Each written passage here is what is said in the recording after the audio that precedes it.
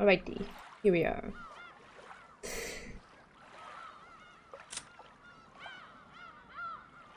Hey Chinorin! Hey Bancho, hey Bear!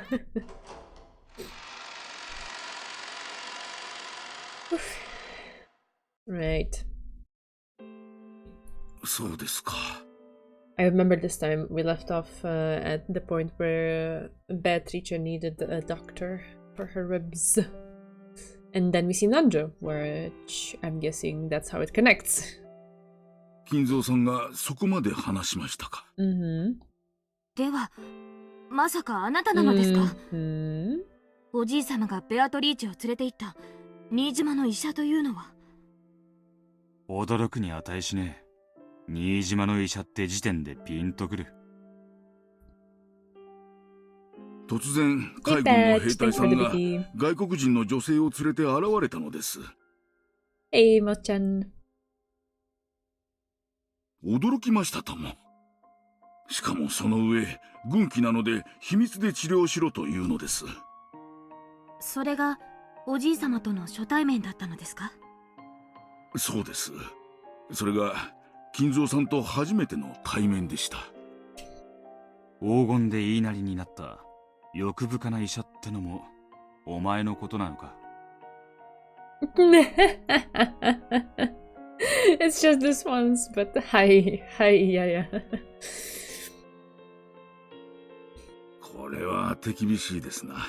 突然外国人の女性患者を連れ込み、軍機だから秘密にせよと言い、治療代は必ず持ってくるから担保にと言って黄金のインゴットを差し出す相手ですぞ。厄介事はごめんでした。しぶしぶとですとも。確かにそれもそうですね。でも南條先生はベアトリーチェをかくまってくれたんですね。金蔵さんほどではありませんが、私にも英語の心得がありました。二人の会話を漏れ聞き、二人が決して厄介な何者かでないと確信したからです。もちろんインゴットに目がくらまなかったといえば嘘が過ぎますがな。私も今よりは若かったものですから。その後彼女はしばらくの療養の後、後宮家の使いの方が来て小田原に移すとおっしゃいましてな。引き取られていきました。おじい様が自分で迎えに行ったわけではないのですか？金蔵がどう六軒島の事件を言い訳したにせよ、しばらくの間は自由には動けなかっただろうよ。ですな。軍をごまかすのが金蔵さんの人生で一番の大勝負だったと言っておりましたな。ベアトリーチェは小田原に行って、それから使われていない別荘の一つにかくまったと聞いています。当時の金蔵さんにはもう家族がおられましたからな。そこはうまくやられたのでしょうな。クワドリアン以前から二重生活はお手の物だったというわけだ。That's one way to put it. さ、何してるんですか？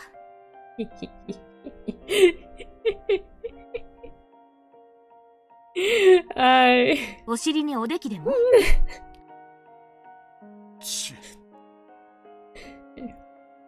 それからPreemptive, yes.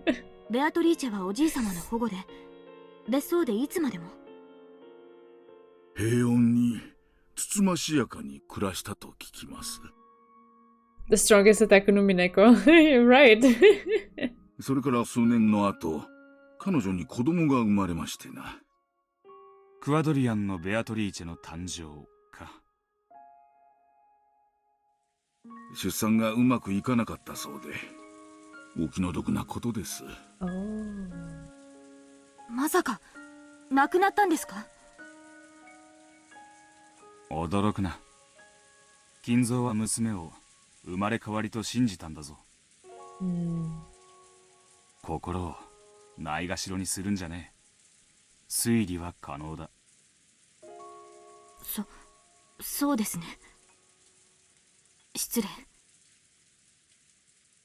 私は金蔵さんが彼女と過ごされた小田原の数年間を知りません。しかしその後の今日までの金蔵さんを見れば。 Ooh, 20 streams. Hey, thank you for being around, Petch. ほんの数年間であっても彼がいかに彼女を深く愛したか伺い知ることができるでしょう。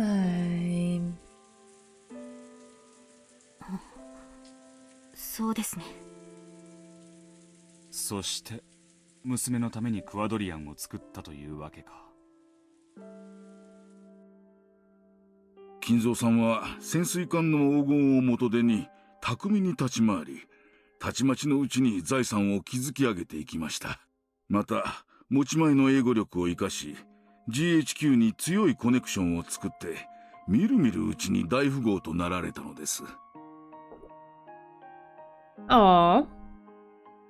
I don't really do that much. I just sit down and read. It's you guys who make them awesome. この辺はリオンさんに説明する必要はありますまい。Beverage of choice today is water. It's just sparkling water with the slice of lemon for a bit of flavor. That's it. Didn't have the time to make some tea. ええ。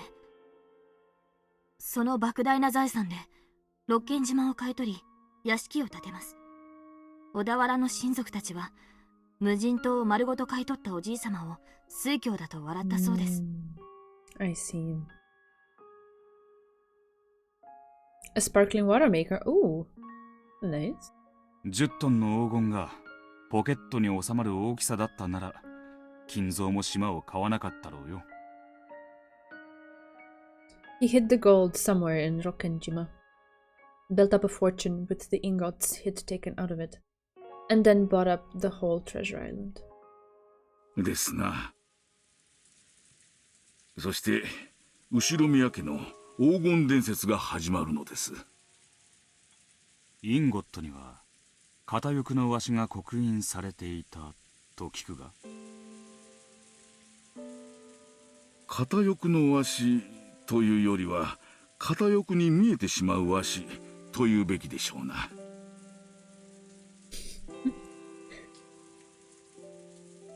He bought the island because he could remove the gold out of it. Yeah, I understand.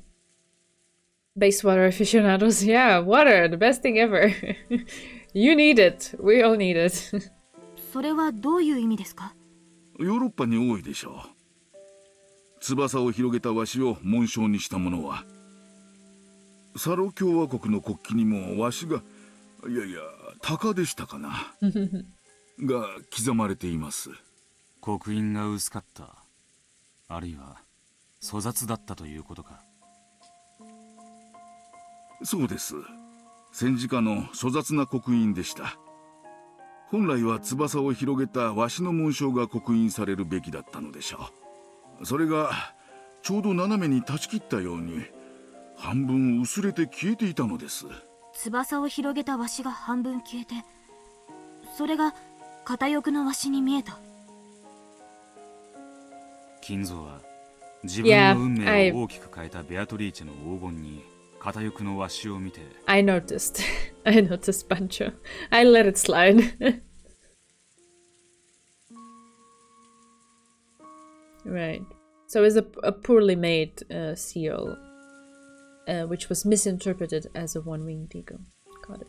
それを自分の紋章とすることを決めたに違いあるまい。果たして正しく刻印されていたなら、それは共和国旗の鷹だったのか、それともまさか相当の、いやいや、そんなまさか。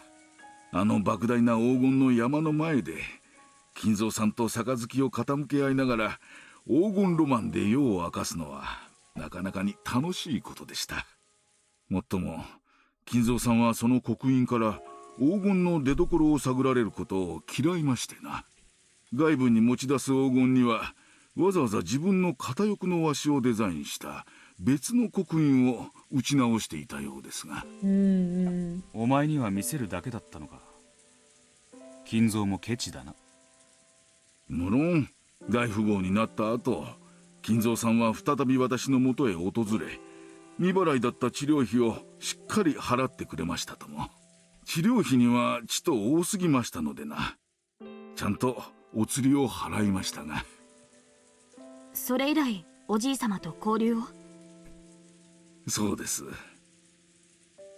金蔵さんは私が秘密を守ってベアトリーチェをかくまったことをことのほか深く感謝してくれましてな。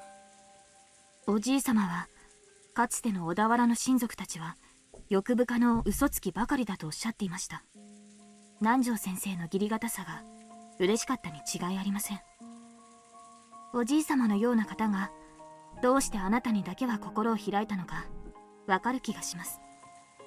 私にも多少の異国趣味とチェスの趣味がありましてな。金蔵さんとは以来意気を統合しまして、こうして細々と、しかし気づけば随分と長くお付き合いをさせてもらっています。大きな金を扱うやつほど小さな金にもきっちりしてる。治療費以上をもらおうとしなかったあんたの律儀さに惹かれるところもあったんだろうよ。とんでもない。大きなお金に怯えてしまっただけです。後になってから後悔しましたとも。どうにも昔から肝が小さいものでしてな。そんなことはね。肝は十分に不定さ。そうでしょうか。お世辞でも嬉しいですね。政治じゃねえ。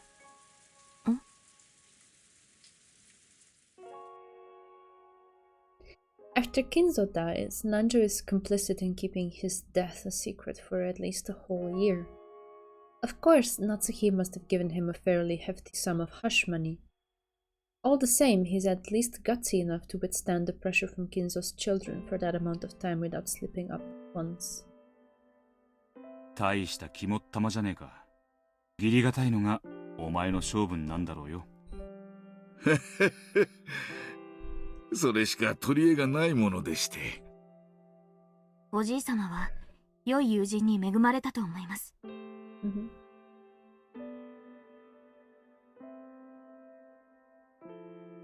Cute.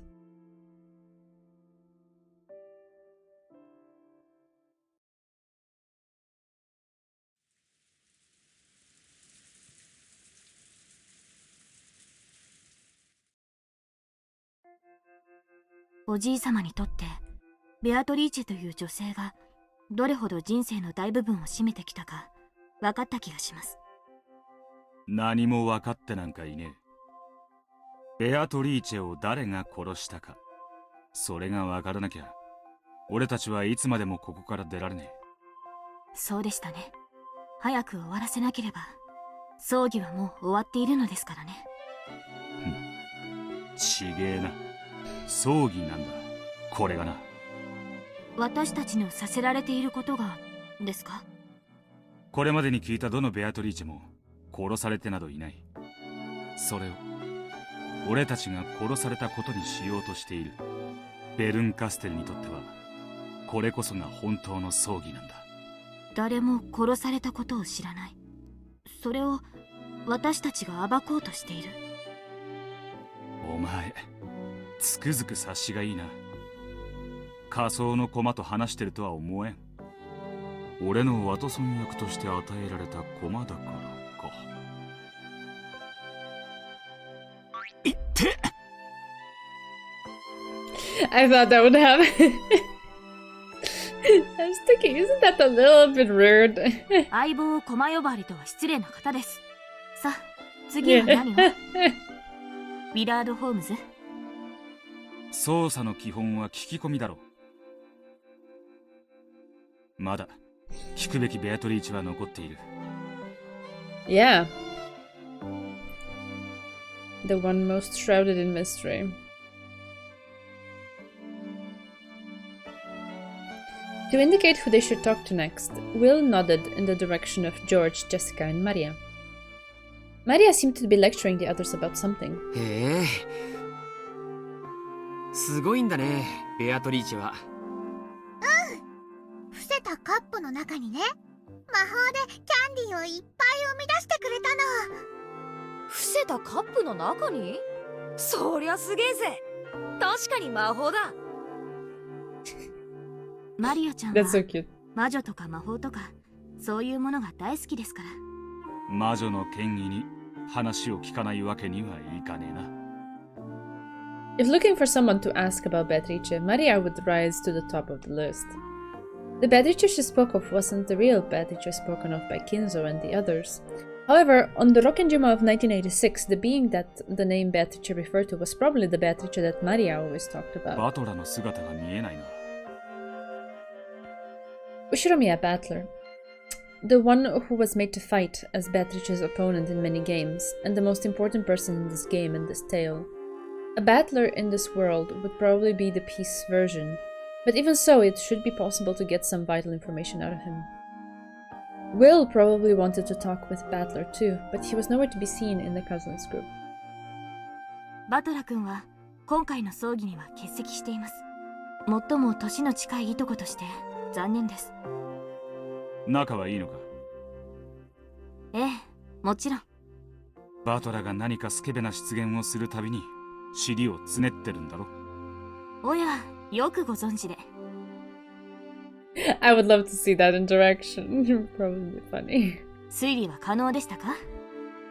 バトラに同情する。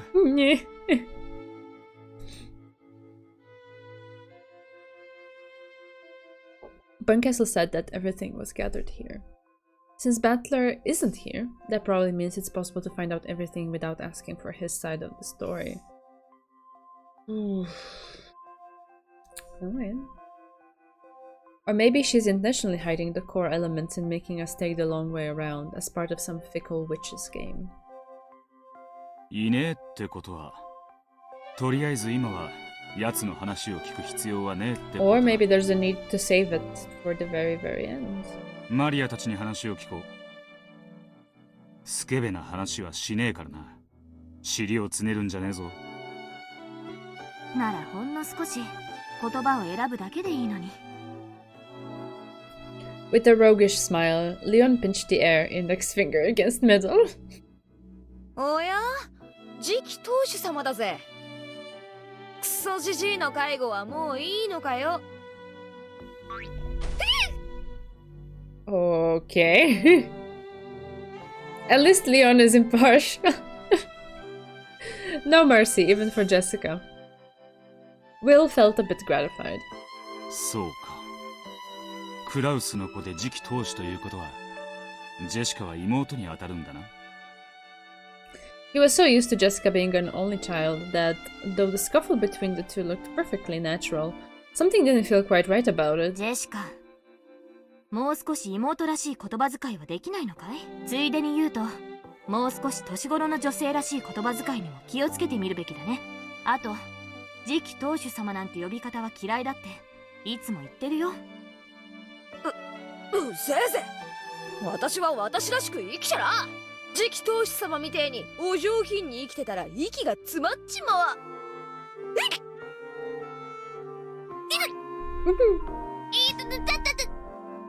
やめて、つねんないで。妹いじめ、変態、反対、痛い痛い。ジェシカ、お客様もいらしているというのに、どうして君はそういう言葉遣いなんだ？また母さんに言いつけられたいかな？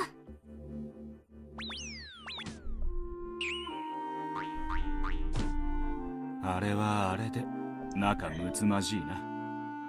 リオンは次期当主として火の打ちどころのない素晴らしい人だからね。ま、素晴らしすぎてジェシカちゃんの気持ちもちょっぴりわかるかな。Well, he's not too perfect. He goes around pinching people's butts. 何をしても比較される。だからグレると？もしジェシカちゃんが一人っ子として生まれてたら、きっと落ち着きのある深層の霊場になってたと思う。それは面白い想像だね。安心しろ。あの性格は一人っ子でも変わらねジョージお兄ちゃん、この人誰？ No. あなたとは初対面ですよね。でも後ろ宮家にはお詳しそうだ。僕はジョージ、彼女はマリア。よろしく。ウィルダ、ベアトリーチェについて調べている。知っていることを聞かせてほしい。ベアトリーチェ？ほらね、ベアトリーチェはいるの。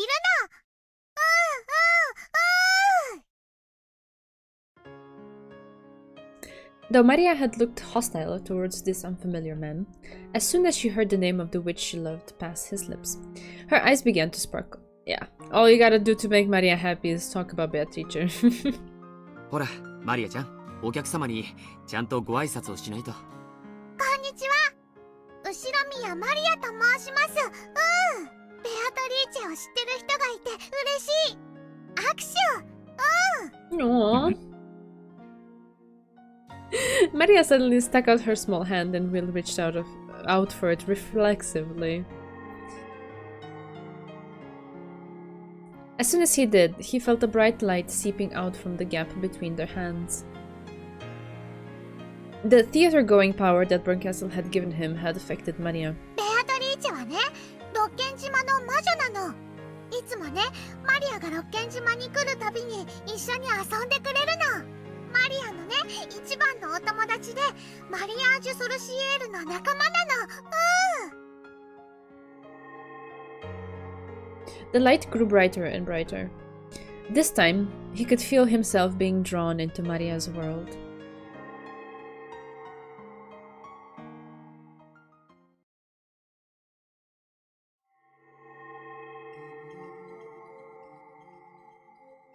Okay, I'm Ushiromiya Maria. My mama is Rosa. My papa, I don't have. I think I remember Mama showing me a picture long ago and saying, "This is your papa." It was a picture of a man with a dark suntan on the beach wearing a swimsuit. Later on, when I learned what papa meant, I asked Mama to show me that picture again, but she said there wasn't any photo like that. But there was. I drew a picture of it and showed it to Mama.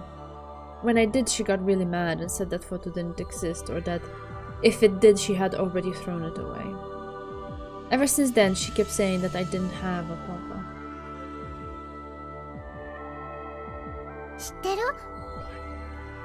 パパとママがいないと赤ちゃんができないって言われてるけど、それは嘘なんだよ。少女解体か。ミヨ、乙女が身ごもって男の子を産むであろう。その名はインマヌエルなり。マリアはもし男の子に生まれていたなら、それが名前だったかもしれない。マタイ伝1章20節。違うよ、23節。20節はかくてこれらを思い巡らすとき、御使いが夢に現れていった。ダビデの子ヨセフよ、妻マリアを迎えることを恐れるな。その腹に宿るものは精霊によるものなり。お前の父親は精霊だというわけだ。パパがいるのが当たり前だとみんなに言われた。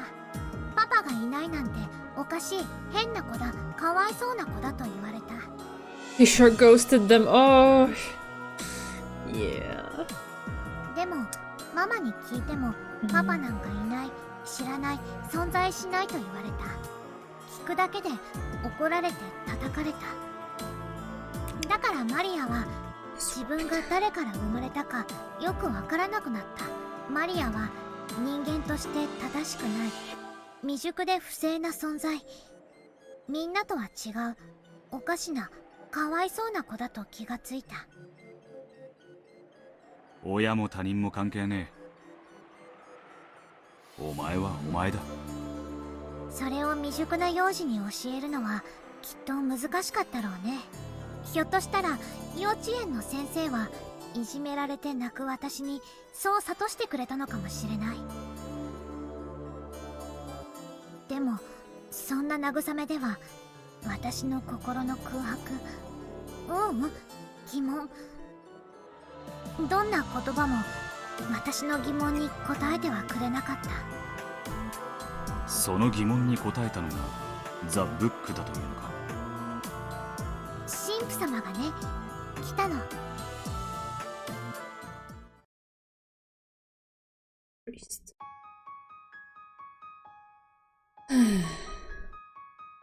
I think his sermon was part of a class to enrich our minds.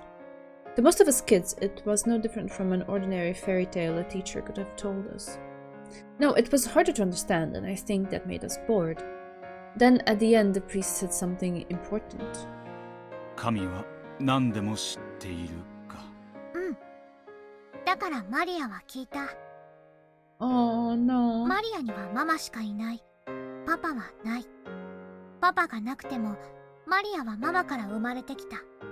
それはおかしくて悲しいことなのって。The priest taught me. He said there was nothing strange about the child having no papa. After all, Jesus Christ was born of a virgin. And the one who gave birth to him was the Blessed Virgin Maria? I was surprised. Maria, the name I was given, was the answer all along. だから、マリアはびっくりして、神父様に聞き直したの。聖母マリアは一人で赤ちゃんが産めたんだって。じゃあマリアも一人で赤ちゃんが産めるのって。Of course she did ask that. Of course. She's a child. 神父は何と答えた？ Oh, Lord. 聖母マリアが赤ちゃんを身ごもれたのは聖霊のおかげだからって。マタイ伝一節20章講談。その腹に宿るものは聖霊によるものなり。またマリアはびっくりした。これはどういうことだと思う？お前はこう解釈した。後ろ宮マリアには人間の父はいない。本当の父は聖霊だと。What the... It's such a weird direction to take this conversation in. Maybe the priest's intentions were to calm her down in the sense of appeasing the thoughts of her being weird. And he was just like, oh, you're not weird. Look at Jesus Christ. He also doesn't have a dad and he's not weird.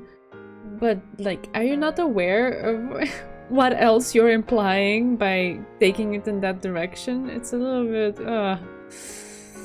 Anyway, regardless of what the Bible actually meant, the young, sad girl who had lost her sense of identity because of her lack of a father had finally created a way to understand herself.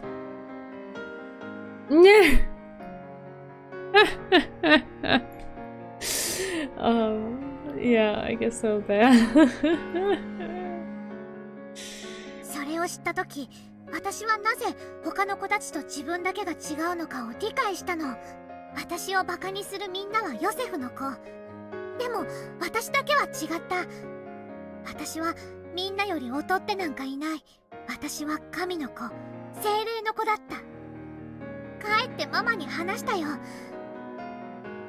And what did she do or say? マリアにはパパなんていない。ママはママで、マリアは神様の力で生まれてきたんだよって。It was probably painful for Rosa whenever Maria asked about her father. Why do I have no papa when everyone else has a papa and a mama? Every time she was asked this, Rosa flew into a rage and changed the subject. And now, somehow or other, Maria had independently found an explanation that satisfied her. She had no papa. She was the child of Mama and God. It isn't too difficult to imagine that Rosa, after hearing the explanation the young girl had found in the Bible, might have gone along with it as though it were true.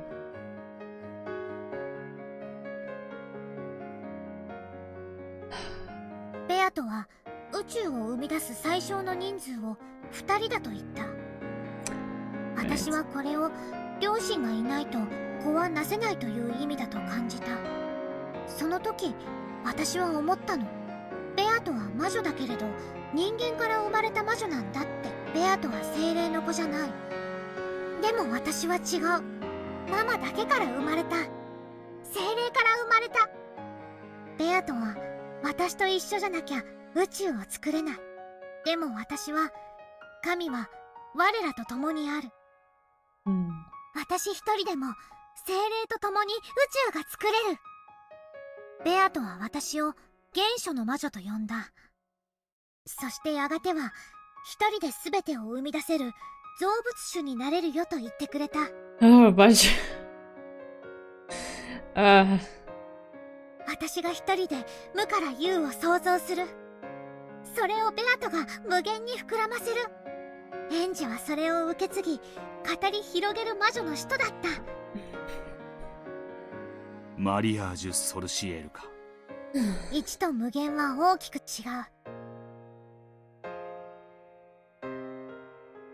I think sometimes adults just don't understand how some words could affect children, although that problem exists not only between adults and children.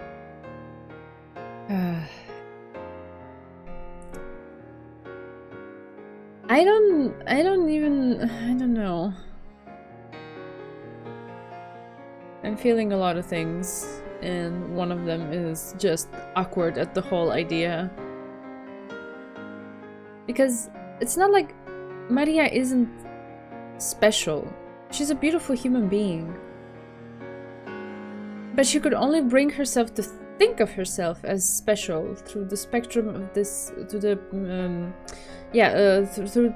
perspective of like this idea that, oh, I don't have a father, I'm born of God. How do you now take that away without breaking her down completely? Because she seems to have built up and revolved her entire identity around it. So it makes me very sad. Maria's cooking my mom was married to God. Oh, red needle. Yeah.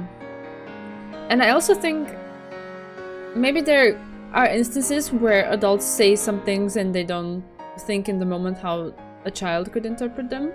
And it's hard to predict how a child could interpret them at that. But at some point, like, when you realize that the child took it too far, like, what Rosa did was just be complacent in it. She's like, oh, well, now she's no longer asking me about her dad because she believes I made her together with God. Well, that works out for me. I'll just go along. Oh, no.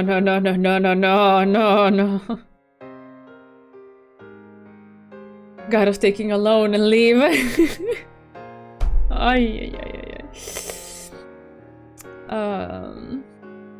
だからベアトは偉い。でも無と有の前には1も無限も同じ有でしかない。私は世界で一番の魔女。世界で一番偉い造物主になることを約束されていた子。マリアージュ・ソルシエールはそんな私を温める卵の巣。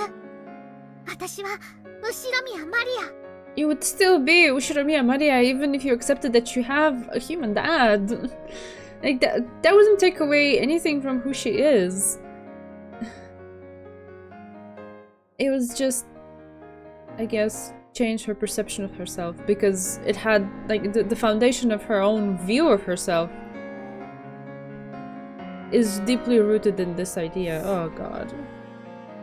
This is so tangled. 神と共にあるマリア。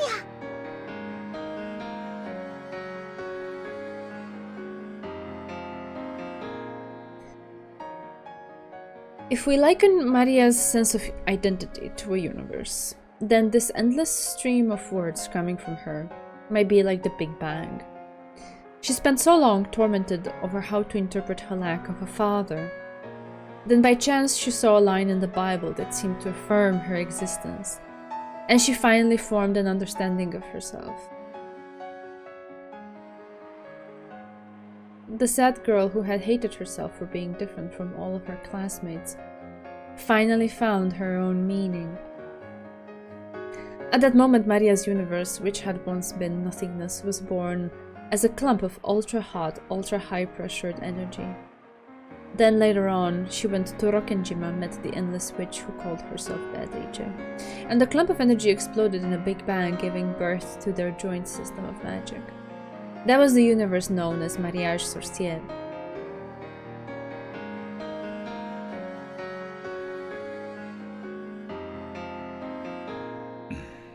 話が少し飛躍しすぎだ。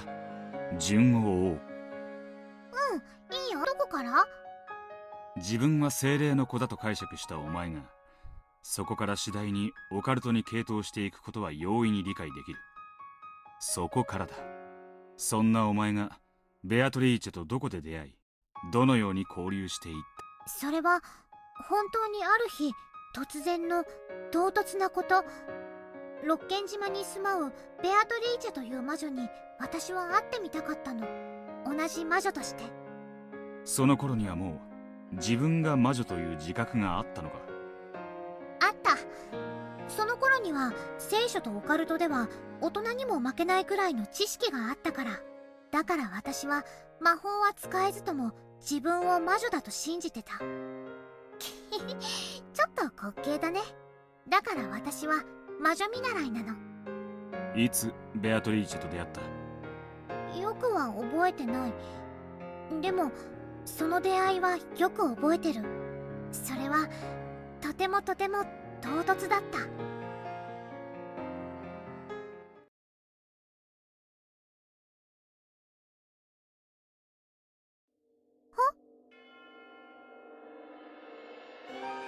そなたが後ろ宮マリアか。It was such a very, very abrupt encounter. I had just been drinking some milk tea all alone in the rose garden arbor. Mama said that she had to talk about something important with Uncle Kraus, so she told me to go outside and play.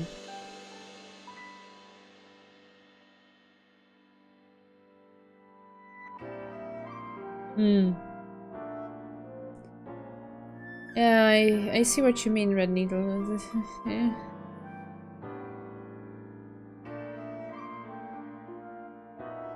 I'm still feeling a lot of things. Okay,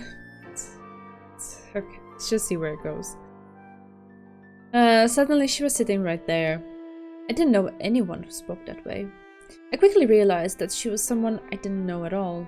あなたは誰？会いたいと言ったのはそなただ。わらわの島に魔女が訪ねてくるから出迎えてやったというのに、そなたはわらわの名を問うというのか？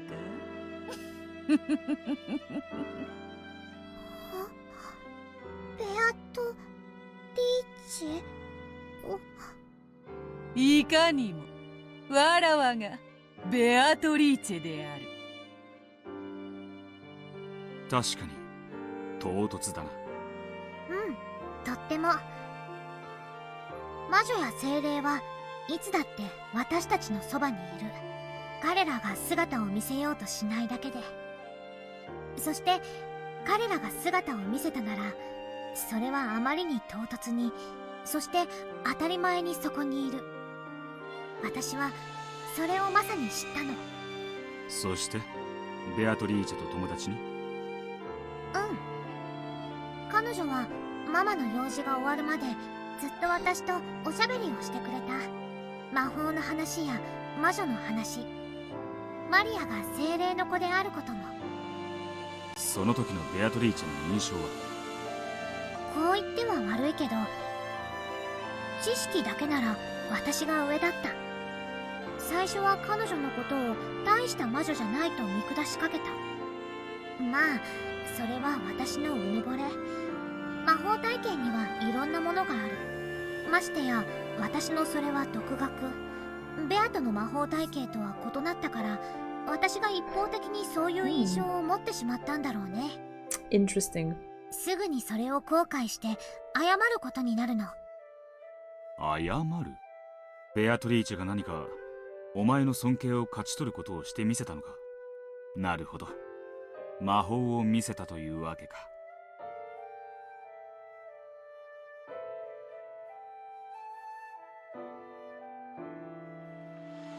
We moved to the beach and talked lots, sitting at a table under an umbrella. なるほど。マリア、そなたは実に勤勉だ。その年で千年の魔女のわらわにそれだけの講釈をできるとは、実に尊敬に値する。してそなたは何の魔法を使えるのか？魔法？そなたが魔女を語るならば、魔法の一つも見せられるであろうが。I was stunned for a second. Of course it should have been obvious. I was a child of the Holy Ghost, and since I had studied so much of the occult, I was also a witch, not a human. Until that day, I had been so sure of both of those things. So when I was asked what sort of magic I could use, it left me in a daze. 魔法を知り語るに至ってようやく見習いよ。そしてそれを魔法という形で実践できてこそ魔女というものではないか。マリアはまだ魔女じゃないの？よく学んでいる。そして類いまれな才能も感じる。そなたはやがてわらわなど足元にも及ばぬ偉大な魔女、あるいはそなたが言うように造物主の座にさえ上り詰めるだろう。しかしまだ幼く若い。そなたはそう見習いだ。魔女の見習いというところよ。じゃあベアとは魔法を使うことができるの？無論であるとも。魔法を使えずして魔女を名乗ることなどできぬわ。すごい。見せて！ベアとの魔法見せて！ Until this day, Maria had never doubted the magic-related concept that she was the child of the Holy Ghost. However, no one had ever proven to her that occult phenomena actually existed. Maria could create a universe all by herself. However, she wanted to share it with a second person so that she could believe in it even more strongly. かつてのわらわならば空に虹をかけ、それを七色のキャンディーに変えて自由にかじらせることもできた。しかし今のわらわは姿を保つことさえ満足にできぬほどに衰えている。さっき聞いた。あの鎮守の社のせいで力が出せないって。力を取り戻すにはかなりの時間をかける。虹をキャンディーにしてやることは今はできぬ。しかしささやかな魔法にてその一端を見せることはできようぞ。見たい。ベアとの魔法見たい。よかろう。しかしそなたにも協力を求めねばならぬぞ。先ほども言った。いかにそなたが汚れなき魂を持とうとも、人間はもはや汚れ魔法。聞いた。半魔法の毒素があるって聞いた。マリアの読んだ本には載ってなかった。だからそれを知ってるベアとはすごい。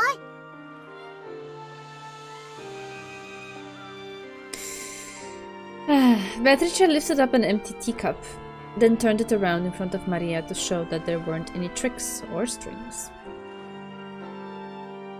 伏せたカップにキャンディーが現れる魔法か。どうしてわかるの？ミルはすごいね。魔女の使う魔法もわかるんだね。魔女の魔法の基本だからな。カップは何の仕掛けもない普通のカップだったよ。私は見たかった。本当の魔法を見たかっ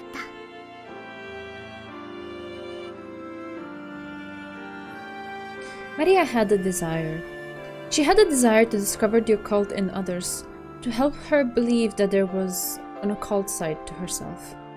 That was why she agreed to help Beatrice with her magic. She didn't want her own toxin to ruin her chance of knowing the miracles of magic. よいぞ。さあ、そのカップを開けてみるがいい。キャンディーだ！キャンディーだ！わらわからそなたへの挨拶代わりと新しき魔女との出会いと友情に。This was a true miracle of magic.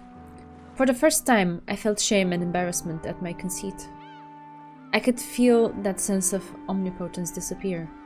The idea that I was the child of the Holy Ghost and the most important and special person in the world. Instead of a child of the Holy Ghost who can't do anything, I'd rather be a witch who can use magic. I, Ushiromiya Maria, wanted to become a witch. Starting off as a witch apprentice. Already I was obsessed with battle. マリアも本当の魔女になりたい。ベアとの謙遜を。そなたには十分な才能と日々の精進があるぞ。それにかつての力のあるわらわならともかく、この程度の魔法しか使えぬ衰えたわらわでは弟子を持つことなどできぬわ。マリアは魔女の弟子にはなれない？うん。わらわの弟子にはできぬ。しかし、友人にはできる。本うん。わらわとそなたは、これより友人だ。これからも共に、深き魔女の世界を語り合おうではないか。ベアト、ありがとう。このベアトのキャンディー食べてもいい？いいや、それは土産にせよ。食べずに、そなたの可愛らしいカバンに収めよ。お家で食べる。マリア、そのキャンディーは魔法で生み出されたものだ。故に脆い。そなたがわらわの存在をその毒素で否定したなら、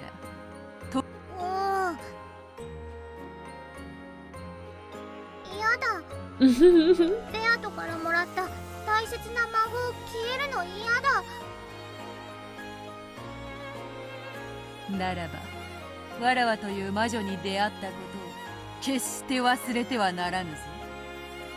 そなたがわらわとのささやかな約束を守る限り、そなたがまたこの島へ来るときは再びわらわがそなたを迎えようぞ。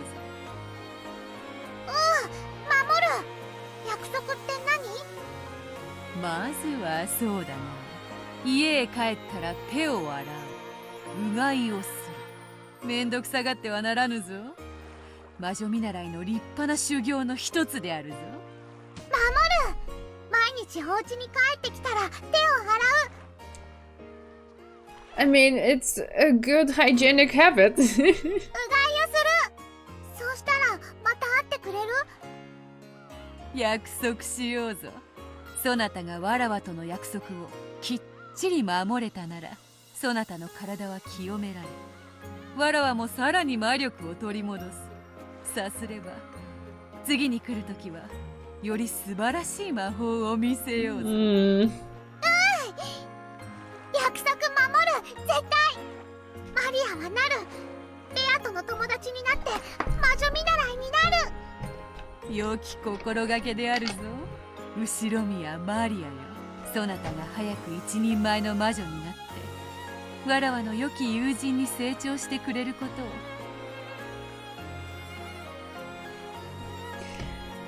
Yeah, it is wholesome from Maria's perspective, but at this point, これが私の初めてのベアトリーチェとの出会いだったと思う。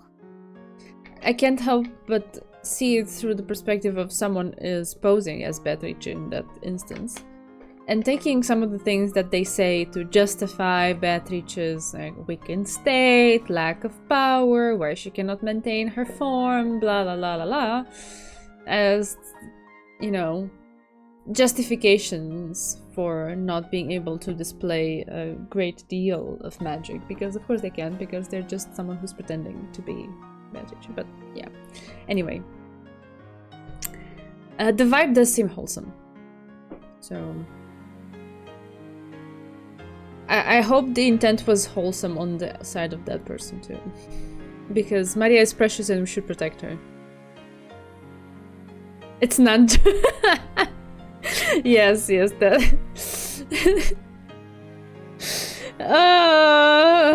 That was definitely Nanja with that chest. そのもらった飴は家に帰ってもちゃんとあったか？うん。でもその存在を少しだけ疑ったから飴は溶けかかっていた。Sure. It was because you doubted. Sure. Nanja is gap. Oh god.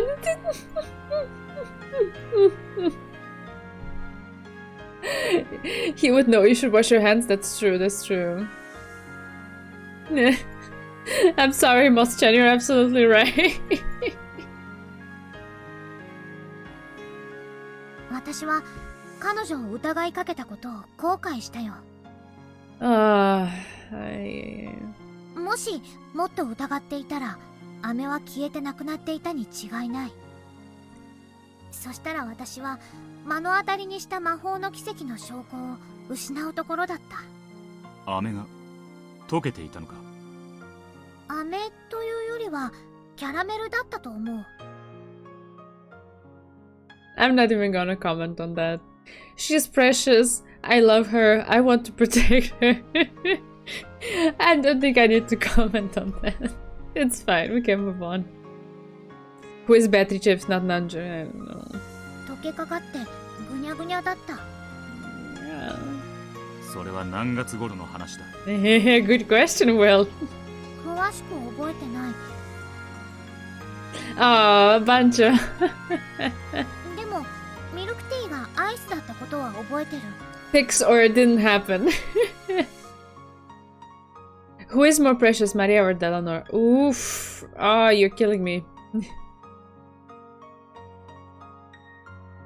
Wait. What time of the year did this happen? Right. So she's trying to identify the time of the year by saying that the milk tea she was drinking had ice in it. So it was summer. So it was hot. It was caramel.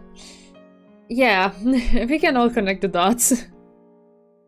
The problem is how much we can trust the narrator.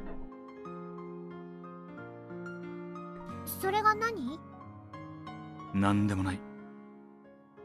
ベアトリーチェに出会ったことはローザには話したのか？うん。その日のお夕飯の時にみんなに話した。クラウスおじさんに笑われた。そしたら隣の席のママにその話は終わりにしなさいって怒られた。隣の席？序列上お前の席はローザと隣り合わないはずだ。親族会議じゃないもん。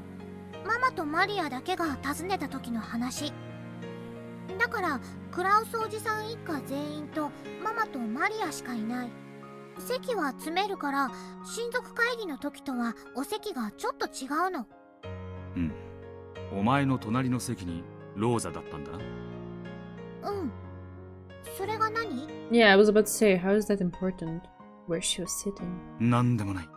ベアトリーチェとロッケン島以外で会ったことは？ Nope. ないよ。だってベアとは体が希薄で自由には動けないんだもの。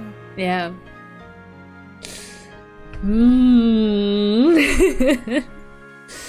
マリアの体に乗り移ってもいいよって言ったけど、島からは離れられないからできないって言ってた。その後はロッケン島へ行くたびに会っていたということか？うん。私たちは大の仲良しになった。ベアトと話せば話すほどに彼女は本当にすごい魔女だと思い知ったよ。彼女は会うたびにいつも素敵な魔法を見せてくれた。そして私とは異なる魔法体系を聞かせてくれて、二人で魔法の深淵を語り合ったよ。私は早く彼女の高みに登りたいと思った。ベアトのような魔女の域に達したいと願った。ベアトリーチェを母親に紹介したことは？ないよ。ママは毒素が強すぎるからまだ会えないって言ってた。大人はほとんどダメだって。みんな汚れてるから。お前以外にベアトリーチェの姿を見ることができた者はいるのか？最初は無理だった。魔力が弱いからね。毒素に少しでも近づくと体が壊れてしまうって。でも次第に魔力を蓄えてマリア以外の毒素の少ない人の前にも現れられるようになったよ。それは誰だ？ Yeah, good question.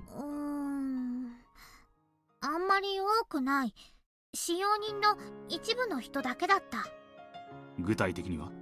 今日いる使用人全員。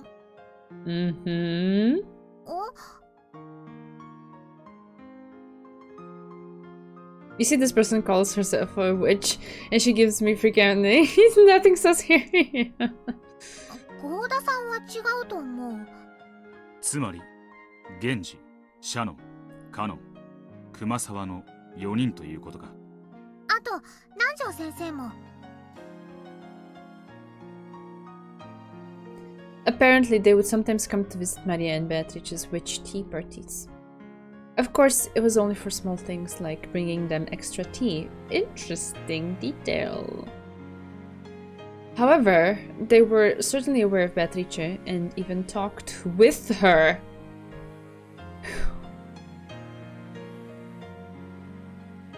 使用人たちはベアトリーチェとはどう接していた？存在しないはずの客人だ。驚いたりはしないのか？しないよ。だってベアトリーチェはお屋敷のもう一人の主だもの。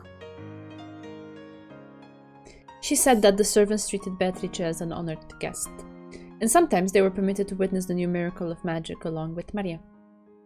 つまり1986年のロッケン島でベアトリーチェに実際に会えたのはゴーダを除く使用人4人とお前と南條の合計6人だけだったということか。ベアトもそれ以外の人の前に現れるにはもっともっと魔力を蓄える必要があると言ってた。 Sure. つまりそれ以外の人間の前にもやがては姿を現すつもりだったわけか。God, I came too late to the party, Bancho. すべての人間たちに自分を認めさせる日こそが自分の復活の日だって言ってた。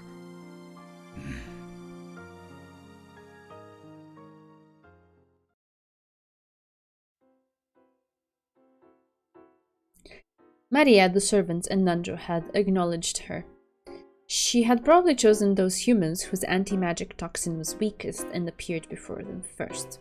Beatrice's game must have been to steadily increase the number of humans who could recognize her, until she could make everyone on the island acknowledge her. In that case, the last person for Beatrice to appear in front of would be Battler, the one said to have the strongest anti-magical power. Does this mean Beatrice thought that Battler would be the hardest one to convince? It seems true that Battler was one of Beatrice's goals. However, if we go with Battler's chessboard thinking, we might say that Beatrice, who wanted others to acknowledge her existence, was someone who could not exist unless she was acknowledged. Battler reached this thought himself back in the first game. Yes, there is something different about the Beatrice of 1986. She's different from the Italian Beatrice or the Ecuadorian Beatrice, both of whom certainly did exist. The Beatrice of 1986, the one whom we are so familiar with in a mysterious way, yet who has no existence. What does it mean to kill the Beatrice who has no existence? The minimum number of people required to create a universe is 2. However, Maria had said that even a single person could give birth to a universe. And yet Maria had desired a second person. Oh, we're spinning in circles here. Also, this music doesn't make it more comfortable in any way. A second person to nurture the world she had given birth to alone. Because if it was born and not nurtured, it would die and disappear? Let's replace the word universe with Beatrice. Okay. Kinzo is a room, and Beatrice is a universe. Got it. Got it. Let me write this down in my Umineko notebook. Sorry. Okay. The minimum number of people required to create Beatrice is 2. What am I reading? Okay. To create Beatrice, meaning to create or sustain the illusion of Beatrice existing, is that what it is? Kind on his chair. Ah, yeah, you're right, it must just...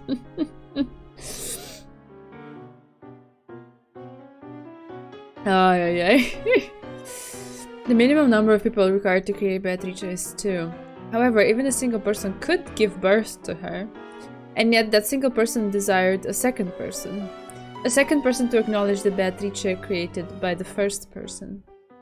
That meeting with the second person is the scene that Maria has just described. It does, yes, but I don't think we're talking about procreation here. At least not when it involves Maria, okay? She's a child. That's not what we're talking about. The single person who created Beatrice had looked for her second person to acknowledge Beatrice. And selected Maria. Yeah, I hope so too. We don't need Furudo Erika's heartless reasoning to know that the teacup magic was a sleight of hand. Maria, believing in the story about the anti-magic toxin, would close her eyes whenever magic happened. Yukishi is just a troll? Okay. Can't wait for the Golden Magic Path tutorial. Oh, that would be cool. Any sleight of hand would be possible while she had her eyes closed. The caramel Maria had been given as a proof of her meeting with the witch had melted a little because Maria had doubted. In a season where one was likely to put ice in their tea, it was only natural for a caramel left in a bag to melt. Of course. Ushiramiya Maria, the girl who's too trusting and will accept the story easily. Beatrice appeared first in front of this girl who had, in the language of witches, very little of the anti-magic toxin. If we liken the creation of Beatrice to the laying of an egg, I'm imagining a little yellow fluffy baby chick with Beatrice's head on it. Every time they refer to this, I can't take that picture out of my head. Right. Then when a single person creates her, it is no more than a delusion. Like a chick inside the egg. If and only if a second person acknowledges her, the shell cracks and she appears. Okay. She only appears when a second person comes to warm the egg. To warm the egg? When Maria acknowledged Beatrice, she finally hatched and the chick was born. In that case, Maria Sorcière, which nurtured Beatrice and her system of magic, was like a nest. Beatrice had a dignified presence, called herself the Witch of Rokkenjima, and claimed to have lived 1,000 years. Thinking about the Beatrices who appeared in the previous game, this sounds less like the chick Beto and more like Beto the Elder. So, does this mean that the meeting Maria has just spoken of marks the birth of Beto the Elder? The egg itself had already been created by the first person. Okay. During the time before the meeting with Maria, it matured fully inside its shell, becoming the character with the dignified presence of 1,000 years. Please nurture your Beto carefully. Yeah.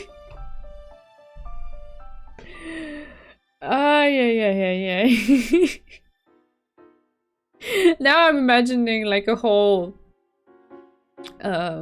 group of tiny Beto baby chicks screaming for food. And needing to be nurtured. Right. Okay. So someone cooked this up, decided that they want to embody Beatrice, but then it couldn't exist just by themselves, so they involved Maria as a let's say second perspective who would acknowledge this. Right. I imagined a computer full of Betos. Oh no. That too. Tiny does Beto, high pitch warawa. Oh god, that's so cute. I'm dying. Oh, my head is filled with really cute imagery right now. It's cute bear, okay? It's all wholesome and cute. Okay.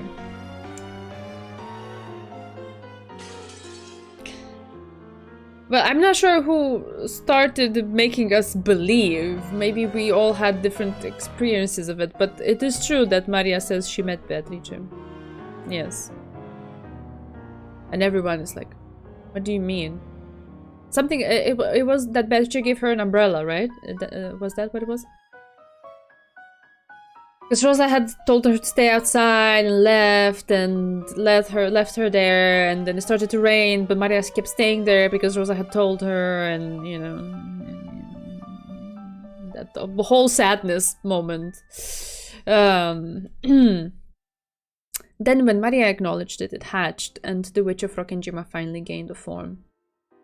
Perhaps that moment marks the birth of the Beatrice of 1986. The younger Chick Beto was born out of love for Battler. Yeah, see, this is one dot that I don't know how to connect. Because it's one thing for someone to know of the stories of the past Beatrices, even infused with all of the fantastical elements of them being, or like, there being a witch that gave Kinzo gold, yada yada yada yada yada. It's one thing for someone to take that and, you know, also getting murkied and mixed up with all of the stories of the spirits of the forest, whatever, turn that into the Witch of the Forest, and then deciding to manifest that into real life. I don't know where the connection to Battler comes in. That's my biggest question. That's the thing that I really want to figure out. It's the one thing that I'm interested in. Even I started to believe Maria in the end of episode 1. I mean, yeah, she is convincing. She makes a convincing case. She does believe in it wholeheartedly. And here you can see why. It's like her whole identity revolves around it. If she doesn't have this, then she's lost. She doesn't know who she is. It's kind of hard to exist when you're the only one who acknowledges your existence. Yeah, fair point. Fair point.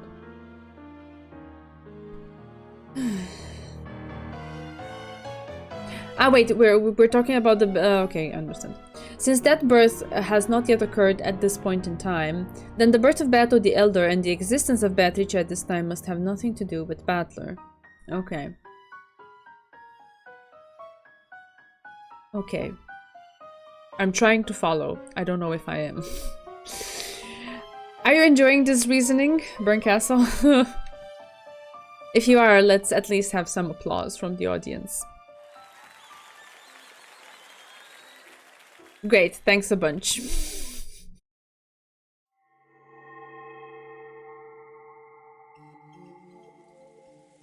Maria はベアトに魔法で叶えてほしい願いがたくさんあるの。だからベアトが復活するのに協力してるの。願いとは何だ？いっぱいある。内緒。黒き魔女からママを守ってほしいか。どうしてウィルは何でもわかるの？すごいよ。魔女に願わねば取り戻せない世界だとお前はもう思っているのか。うん。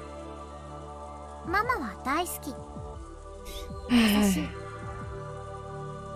いつまでも一緒にいたい。永遠に。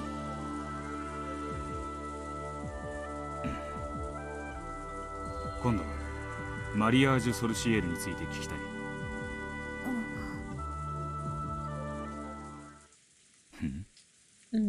どうした？やだ。何？私、喉が渇いちゃったから、ジュース飲んでくる。またね。またね。Ay, Maria suddenly started acting distant, bowed her head, and left without waiting for a reply. It was a very un-Maria-like thing to do. NPC script activates. I see. So the game master has moved the piece. Apparently she's telling me to ask about something different for now. At some point, Leon had started chatting with the other family members. Jessica seemed to be getting irritated at having her butt pinched so much, and George was trying to calm her down. Jessica and George, guess I'll hear their stories next. Compared to Maria, the anti-magic toxin is very strong in these two. At least at the beginning of the other games, they didn't acknowledge Beatrice. Maria showed me the point of view of one who believes. Now to hear from those who don't.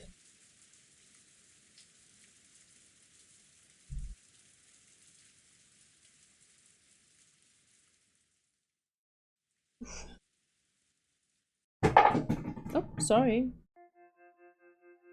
Ghost story of the VIP room. Ooh, okay. The VIP room is haunted. さっきはその次期当主様のせいでお見苦しいとこを見せちゃって。あざになってねえか。You mean on your bum? あいつマジで容赦ねジェシカ、何か言ったかい？ He? 何 No, だよ no. Nothing. もう十分懲りたって。Leon, who had apparently been chatting with the adult siblings, spun around with a smile and stared at Jessica. Looks like the older siblings firmly in control around here. え。あいつ、その上地獄耳だな。ようやくリオンってやつが理解できてきた。そうそうそうそう。Oh. 昔から妙に勘がよくって。その上ほら、大人受けが妙にいいし。私は家でも学校でも比べられてる。そういえばリオンは中学も高校も生徒会長だったね。バドミントンの部長もやってたよね。行く先々でリオンと比較されてひでえ目にあったというわけだ。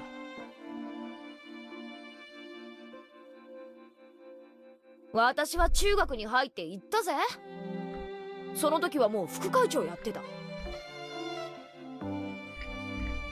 来年は生徒会長になる気だろう。私の肩身が狭くなるからやめてくれって。でも翌年にちゃっかり立候補して当選しちゃいやがった。 Okay.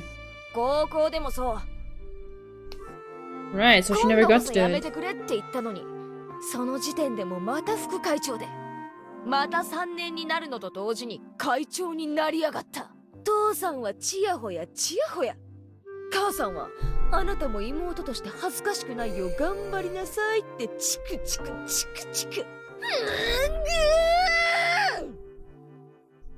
でもそんなリオンの妹であることを誇りにも思ってるんでしょ。別にそんなこと思ったことはねえぜ。ああ、ねえぜ。全然ねえぜ。上が完璧だと息も詰まら。だが他人は他人、お前はお前だ。何も萎縮することはない。お前のしたいように精一杯好きにしたらいい。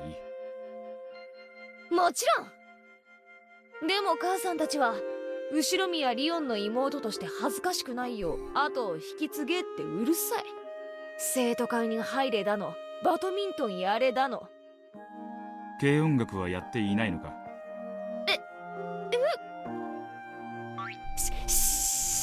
それは秘密ないっしょ。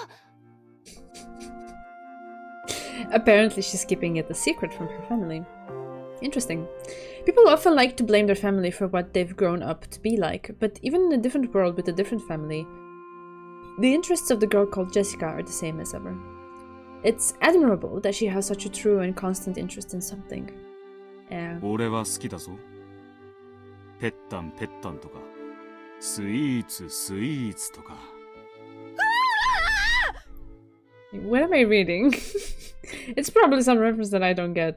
Is it the song that she's supposed to have sung? That sounds similar, right? Right? Yeah, okay. Some vague memory activated somewhere in the back of my mind. Nothing wrong with the extraordinarily accomplished sort like Leon, but kids who act their age do have their charms. そういう生き方が一番だ。謳歌しろ、青春を。そりゃどうも。Apparently, no one had ever told Jessica that they approved of how she lived. And the direct way Will had put it made her turn red and hang her head in embarrassment. Oh. 今度はお前たちに話が聞きたい。さっきマリアちゃんとしていた？そうだ。ベアトリーチェについて知っていることを聞きたい。マリアちゃんはオカルトや魔女のことが大好きだからね。彼女にとってベアトリーチェはアニメのヒロインと同じ憧れの存在なんだよ。何か些細なことがあるたびにそれを魔女の魔法によるいたずらだと信じてる。お前は大人だな。そしてそうは思ってもマリアには絶対に言わないところも大人だ。当然さ。子供の夢は子供の時にしか見られない。その貴重な経験を尊重するのが大人の仕事だと思ってるよ。お前とは話が合いそうだ。George's position was that Beatrice was nothing more than a fairy tale. However, that phrase, respecting a child's dreams, is the adult thing to do. That might be worthy of further scrutiny. When she got a candy from Beatrice by magic, Maria probably got excited and told George and the others. Then the adults followed his lead and positively went along with her story as adults should. However, there could be other ways that this sort of reaction could occur other than an adult's response to a child's claims. For example, it could be an inferior's response to the claims of their superior. If Kinzo, tyrant of the Ushiromiya family, claimed that Beatrice existed and had revived, perhaps the other members of the family would positively go along with his story, as his inferiors should. Though Beatrice only appeared directly in front of a limited number of people, it's possibly safe to say that the concept of her existence penetrated deeply within the Ushiromiya family, even among those who had never seen her. However, no matter how deeply that concept penetrated, she was only viewed as a sort of fairy tale character.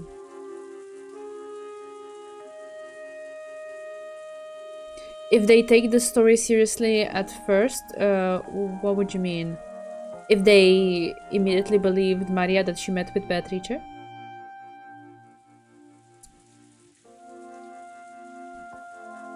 Oh wait, did I read that? Yeah, I did.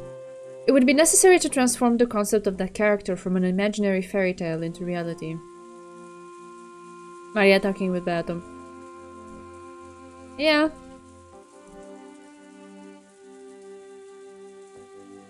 I guess it would be an alarm bell of like, who is this child talking with? An unidentified adult. Not good. Or, you know, not adult, but like older person, I suppose. So a person attempted to do this would need to perform something that could only conceivably be done by magic. And that something was the series of witch incidents that started with the nighttime window opening pranks played by Battle the Elder, and ultimately escalated to locked room murders. Yeah, so, like, suddenly up and murdering members of the family to have your existence acknowledged stops making sense.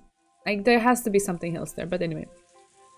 Leto the Elder referred to this, saying that the anti-magic power filling the mansion would be weakened bit by bit the more she made her existence known. Beatrice, why did you desire so greatly to make all the others accept your existence? Because the imaginary becomes the truth if everyone accepts it? Because at that moment the being called Beatrice will be acknowledged and will become human? In that case, before Beatrice is acknowledged by all people, she's less than human. She's furniture. Oh god, here we are again. Why would furniture want to become human? It feels like this was the theme of the previous game. I know, right? Because they want to gain the right. Furniture cannot love? Is that what it is? I see 4 underscores meaning 4 letters. So they try to become human for the right to that. It really is quite simple. It's directly connected to the reason the chick Bato was born in the first place. My head is spinning. なるほどな。分かってはいるが、複雑だ。I can't ignore the heart. ベアトリーチェの葬儀に参加しておいて、こんなことを言うのも申し訳ないけれど、僕も説明できるほどベアトリーチェという人物のことに詳しくないんです。申し訳ない。その話はここに住んでるジェシカちゃんの方が僕よりももう少しは詳しいかもしれない。そういえばジェシカちゃん、こちらの方を紹介したっけ？いや、実はまだお客様がいらっしゃるってのに尻ばっかつねるどっかの誰かのせいできちんと挨拶もできなかったぜ。You're gonna get your butt pinched. A bit late, Jessica looked embarrassed for acting rudely in front of an unfamiliar guest. Oh no, okay, everything's fine. She cleared her throat and made a beautiful bow that didn't fit well with her normal attitude. She even lifted the corners of her skirt in a curtsy. はじめまして、ジェシカと申します。本日は後ろ宮家へようこそ。いや、お日柄もよく、ウィラードだ。ウィルと呼べ。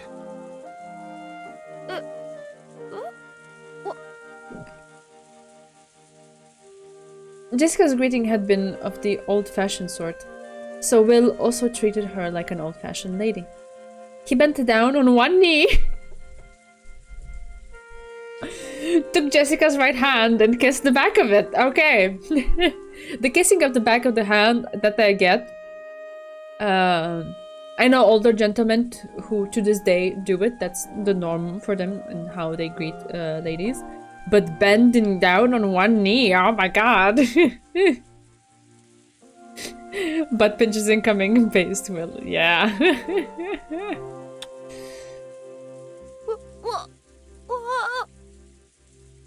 Not expecting her greeting to be returned in such an old-fashioned and formal way, Jessica turned red and was unable to speak. However, Will had returned the greeting in what he thought was a perfectly serious way, so he didn't understand what was making Jessica's face glow. He's clueless.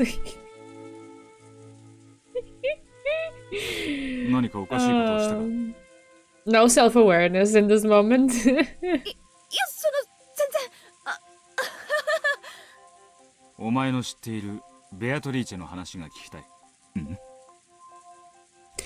A glow leaked from Will's right hand, which was grasping Jessica's.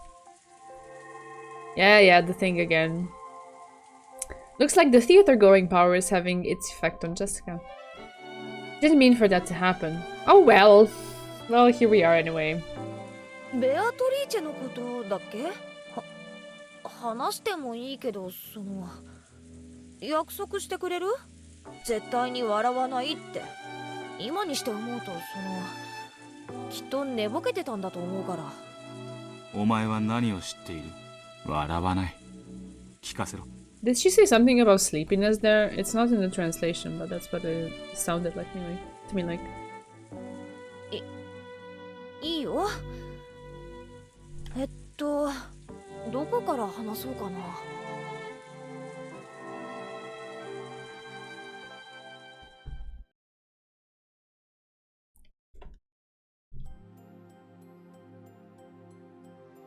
Right.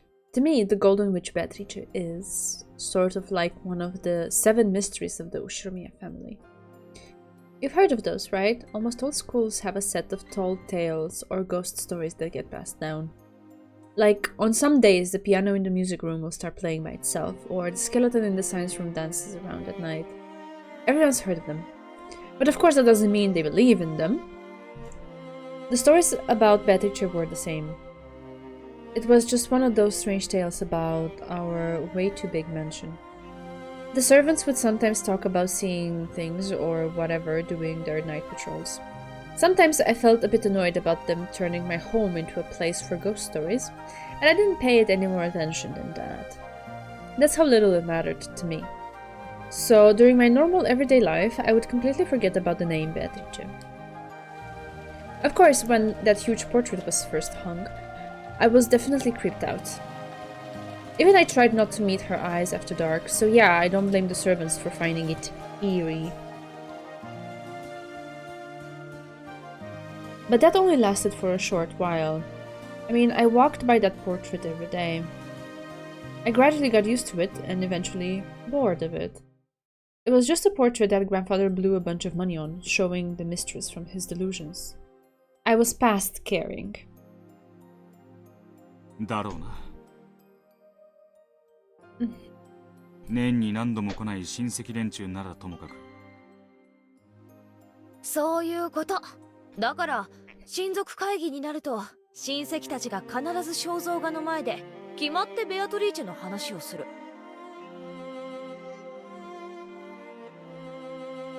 If I remember this correctly, it was April 84 that the portrait was hung. I feel like they mentioned it at some point and I tried to make note of the date. But then, like, she's saying this. See, this is why I get so confused by timelines and stuff. Because she's talking as if this is like a staple of like, this is how things have always been. But the truth is, this would be at most the third family conference that this portrait exists for, right? Anyway, just a side note of like what exactly happens in my brain when I read sentences like this. Yeah. Every time the family came for a family conference, they'd always stand in front of that portrait. They'd always stand. For 2-3 times max. But they'd always stand. You see what I mean? だから、定期的に思い出させられるのさ。Every year. Okay. ベ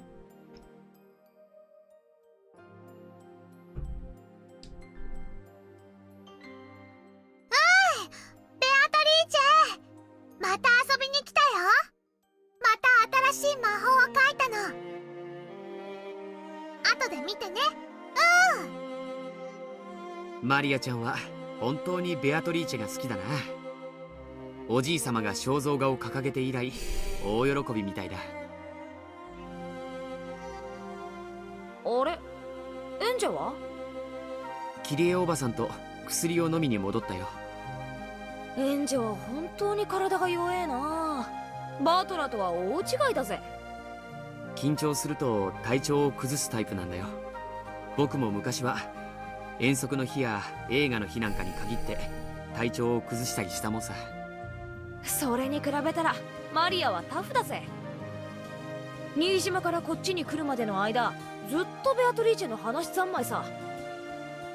ここしばらくずっとだけど、ちょっと行き過ぎだよな。いいんじゃないかな。子供の想像遊びだよ。ジェシカちゃんは子供がサンタクロースに会ったことがあるって言い出したら嘘だって言っちゃうのかい？まあそこまでは言わねえけどさ。Maria kept talking to the portrait as though it was an old friend. She promised to play with it later, as if she was talking to a living human. George, a man, seemed to think that this behavior from a younger member of the opposite sex was cute. It is very cute and endearing. On the surface of it, at least.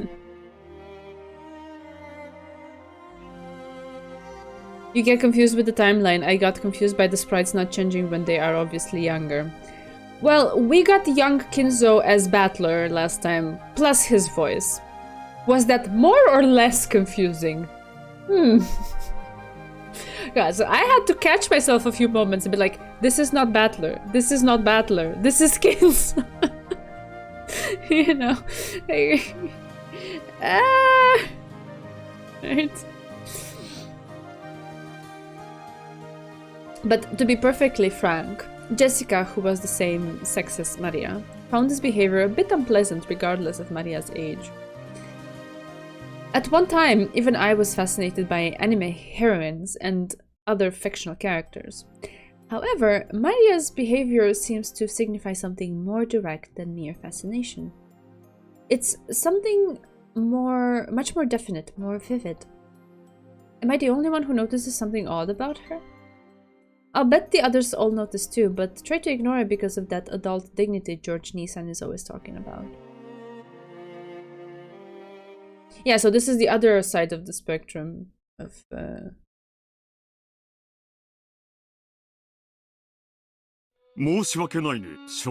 indulging the child. Because like there are moments when you're doing it to be complacent, like like Rosa was doing, to like, oh yeah, she believes she's the child of God. Yeah, I'll let her believe that if it spares me talking about her father. And then the other side of the spectrum is like, oh, this is wholesome. It would be like very cruel to say to a kid that, like, you know, Santa Claus doesn't exist, but then you also let it evolve into a weird situation if you don't address it. Yeah. Or if you at least don't acknowledge that there might be a little bit more than that. That might be odd, you know, like Jessica is noticing.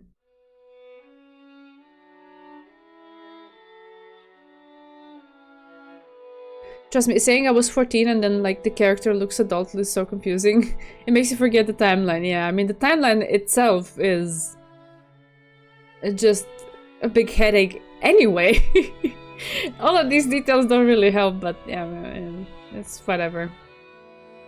当主様は高尚な研究で大変お忙しい。昼は書斎で取られると仰せだ。We have at least 3 different Beatrice's sprites, yeah. Until a second ago, Kinzo's children were complaining that eating lunch with their father would give them indigestion. But now that they knew he wasn't coming, they started grumbling about how he should at least spare the time to come down during the annual family conferences. それでは皆様、ランチを始めさせていただきます。Yeah, no, there are a lot of things that can get confusing. From reused resources, like sprites, that give you the wrong impression. Phrasing, like I mentioned earlier. The things that the Red Needle is mentioning, yeah. It's okay. I mean, at the very least, I think that the experience we're having here is quite polished, quite curated. I can't imagine reading this with no voices. Can you imagine that? I can't. I think that would be even more confusing. 遠方よりお集まりの皆様をおもてなしできるよ、この号だ。It's like a whole dimension of inferring intention and meaning that just gets lost. It just doesn't exist. 腕によりをかけてご用意させていただきました。No one's stomach would fail to rumble after hearing that from the great Chef Koda. By the time the splendid dishes were laid out, everyone had stopped talking about Kinzo's absence.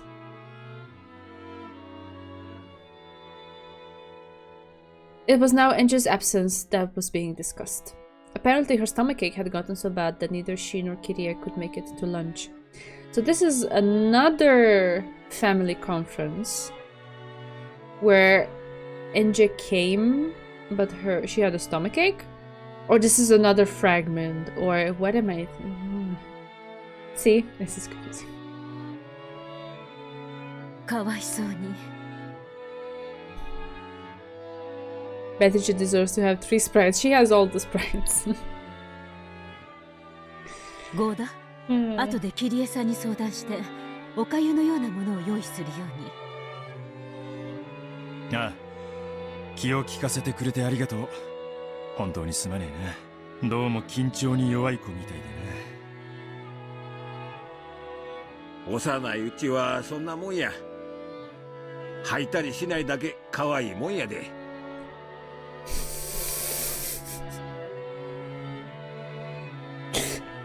Hideyoshi describing children. They're cute, at least when they're not regurgitating. Nice. ジョージはよく吐いたわね。昔は本当に病弱だったのよ。ねえ。昔の話は許してよ。食事時にする話じゃないよ。エンジェかわいそう。こんな美味しいご飯なのに食べられない？かわいそうにな。元気になったらその分いっぱい遊んであげようぜ。ダメ。マリアとは遊べない。なんだよ。どうして？だってマリアはベアトリーチェと遊ぶんだもん。だからエンジェとは遊べない。ベアトリーチェと遊ぶってまたどっかに一人で行ってぶつくさ独り言言いながら本を読んでるだけだろ。Yeah, I was about to say. Jessica slightly regretted that she hadn't been more tactful. However, she couldn't wipe away that uncomfortable feeling she got every time Maria talked about Beatrice. And that feeling slipped out through her words. 一人じゃないよ。ベアとも一緒だもん。Maria may have been young, but she already knew how to read a person's tone. She immediately burst out in anger, drawing the attention of everyone in the room. NJ's cringe battle is based.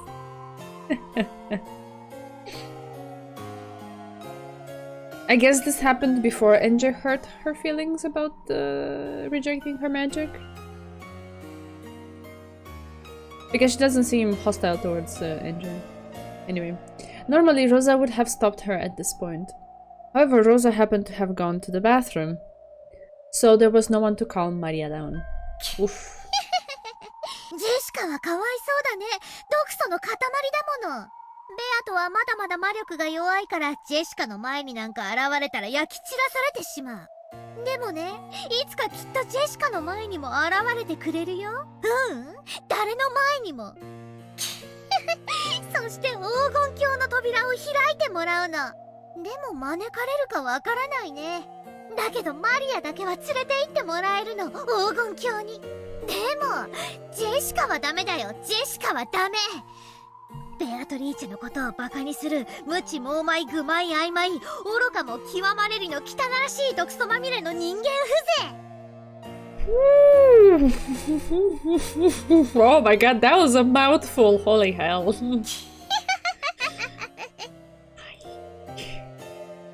はいはいはい、ポージェスカ。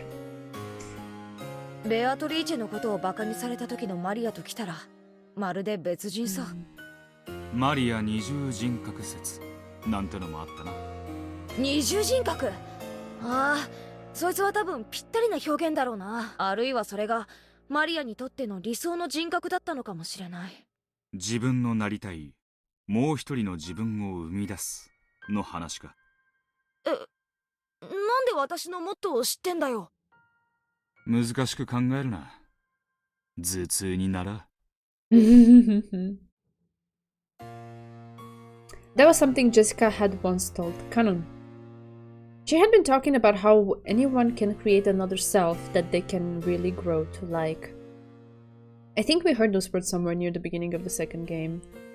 Now that I think about it, some very interesting topics have been talked about since very early on. Yeah. 誰だって自分が本当になりたい自分があるんだ。でもなれない。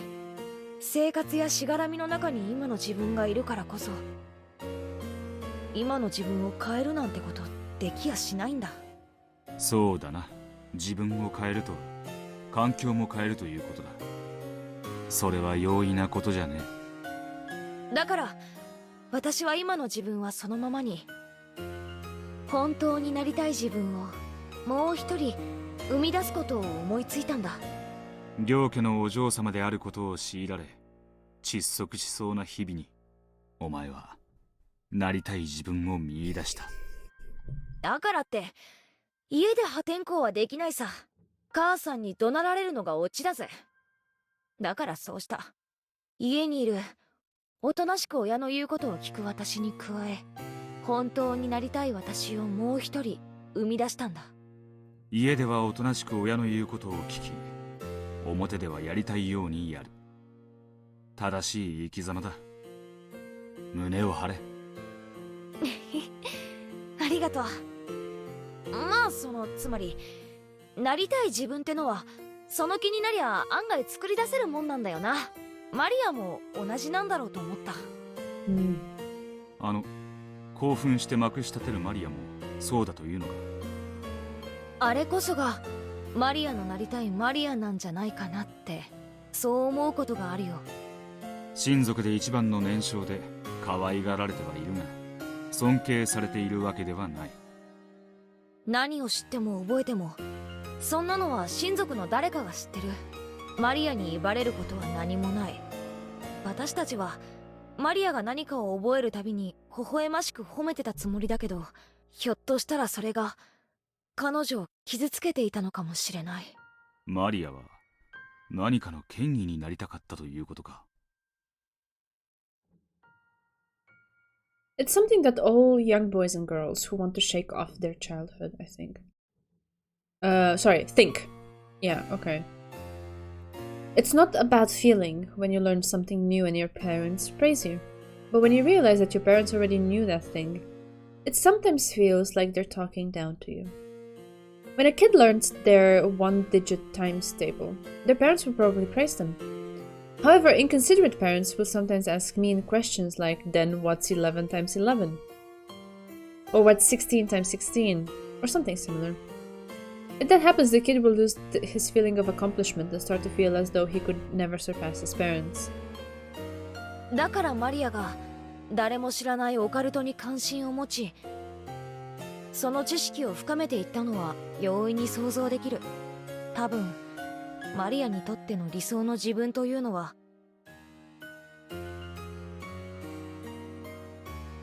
It's funny when I think about my childhood, this thing of creating another self was something that I did. Only now I can see that. I mean, I think we all do it to a certain extent. I wanted to point it out, but I felt like, maybe it's a stupid idea, so I let it go. But the Jessica said something. Where is it? At home, you do everything your parents tell you, and outside, you do what you want. That's a good way to live. You should be proud. Okay, so this is Willard commenting on it. Sorry. まあつまりなりたい自分ってのはその気になりゃ案外作り出せるもんなんだよな。マリアも同じなんだろうと思った。Right. So Jessica's line was, at home I would obediently do as my parents said, but I would also create a second self to do what I wanted. In a way, yeah. In some sort of capacity, we all do this, I think. It's just an adaptation to the environment, you know.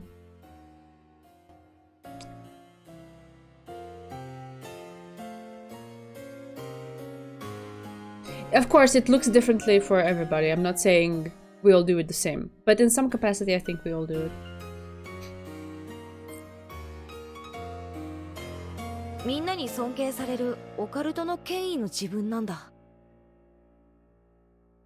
普段の生活でオカルトの話ばかりしていたらローザにぶたれるからな。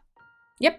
お前がそうであるように普段はもう一人の自分を隠しているというわけだ。Yeah. Great education, by the way. This is what I mean when I say that just smacking a child because they're doing something you don't want them to do is not gonna do anything. Maybe they're gonna stop doing it in front of you.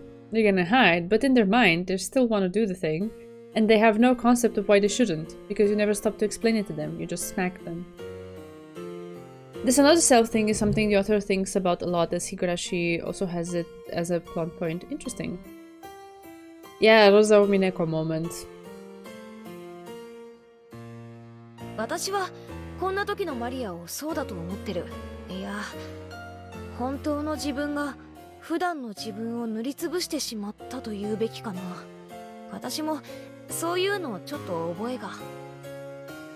真相の霊場に憧れて病弱な自分になれたらいいなと思って咳する真似ばっかしてたら悪い癖になって。Oh, Jessica. 咳込めば周りが優しくしてくれるからか。いや嫌な話の流れになった時とか空気悪い時とかに流れを断ち切れるし。なるほど。それもまたお前のなりたいもう一人の自分なんだな。この話は内緒で頼むぜ。Then, just what is the other self in Maria's case? An authority on the occult who can out-argue even adults? Or else someone who converses and mingles with witches? Either way, denying Beatrice in front of Maria is clearly taboo. In her search for something more than her everyday life, Maria had found it in Beatrice and said herself. Then, is going to the Golden Land with Beatrice Maria's wish? 話が脱線したか。まあそんな感じでローザおばさんが戻ってくるまでマリアは癇癪を起こしちゃって。よせばいいのに私も売り言葉に買い言葉で返しちゃって。ベアトリーチェなどいるわけないと。そんなとこいるもんなら合わせてみろよって。Oof, okay. マリアが大泣きしだした頃にはさすがに失言が過ぎたかと後悔もしたぜ。それで親族会議自体は私が一方的にマリアに対しギスギスして終わり、マリアはケロリとしてたよ。一人でどこかに行ってまたベアトリーチェと一緒に遊んでたうんぬんと楽しそうに語ってたから。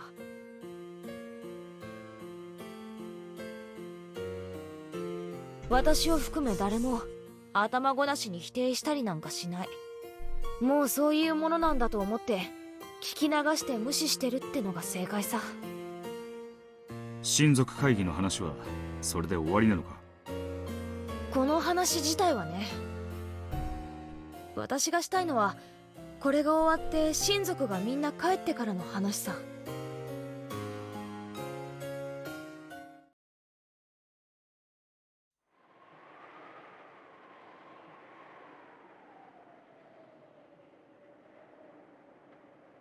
Even after the conference ended, I still felt a bit uncomfortable.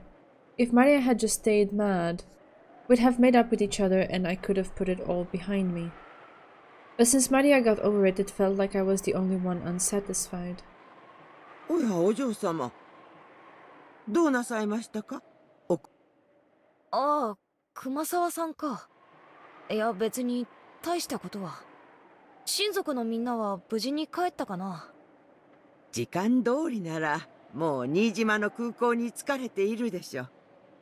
お嬢様もお疲れ様でございました。私は何もしてねえぜ。使用人のみんなも本当にお疲れ様。昨日のマリア様との喧嘩をまだ気にしておられるのですか？ああ、まあね。子供の言うことではありませんか。お嬢様ももう高校生なのですから深く気にすることもないでしょうに。熊沢さんはマリアのあれ、子供の言うただのザレ言だと思ってる？ベアトリーチェ様のお話でございますか？熊沢さんもベアトリーチェ様と来たもんだ。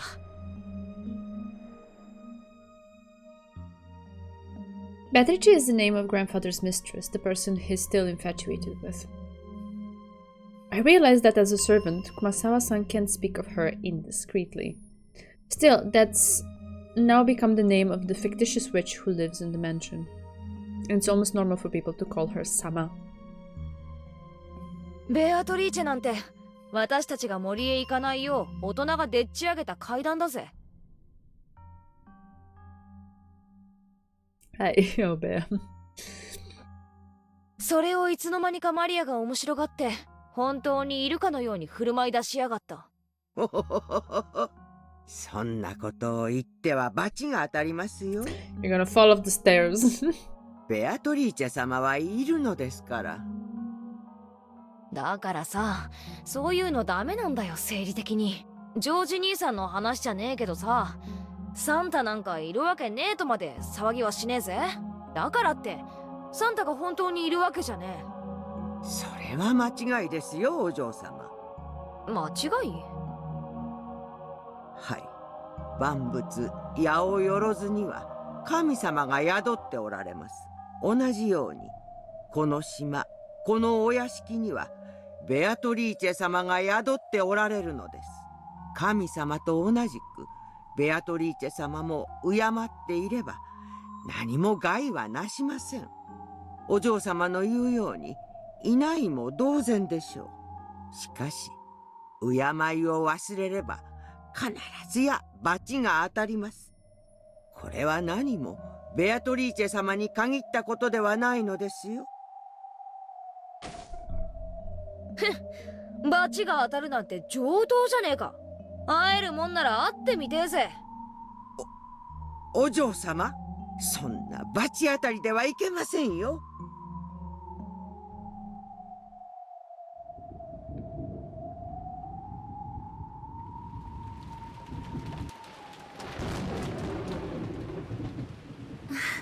お嬢様、本日はお疲れ様でございました。シャノンにゴーダさんさ、ベアトリーチェの話は知ってるよな？まあ存じているといえば存じておりますが、それが何か。Poor Goda. He doesn't seem very happy about it. The two looked at each other.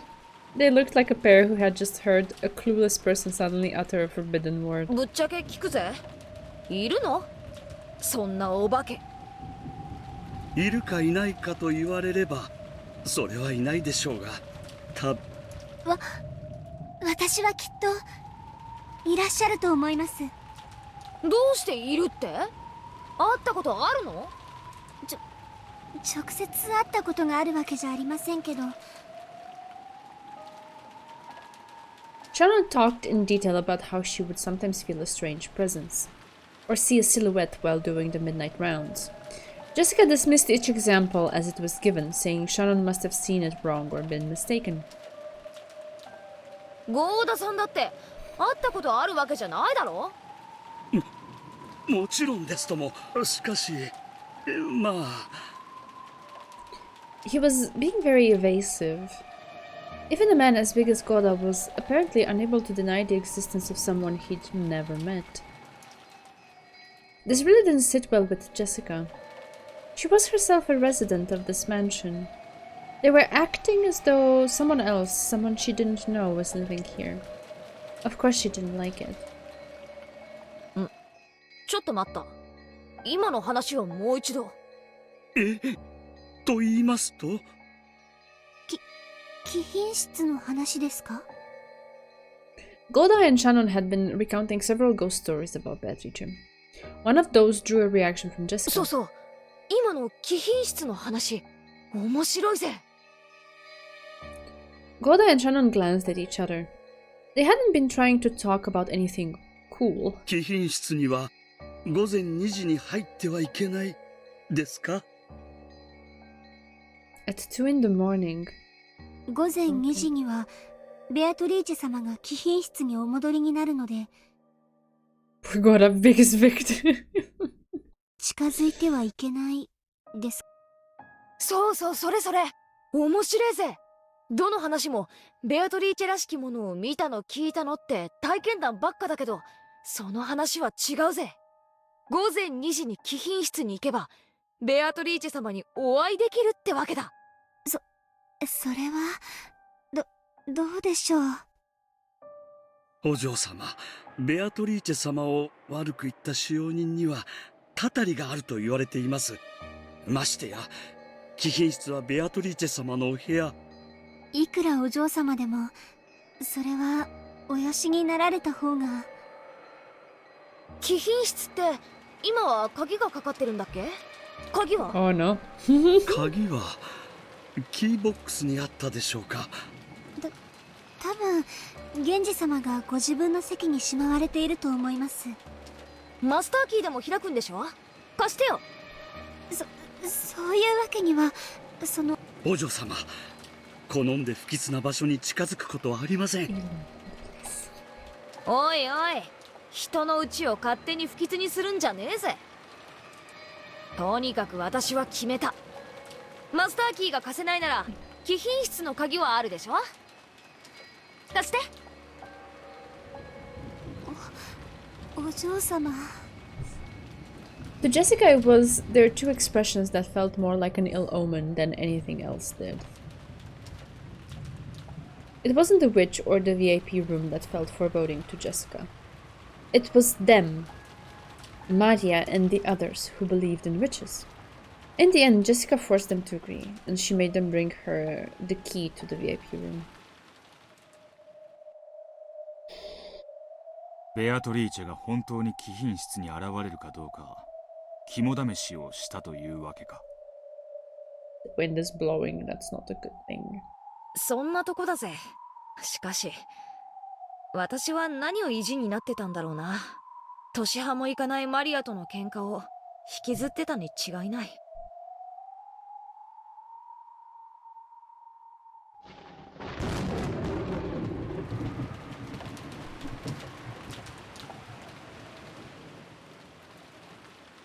Of course, the weather just had to be terrible on that particular night.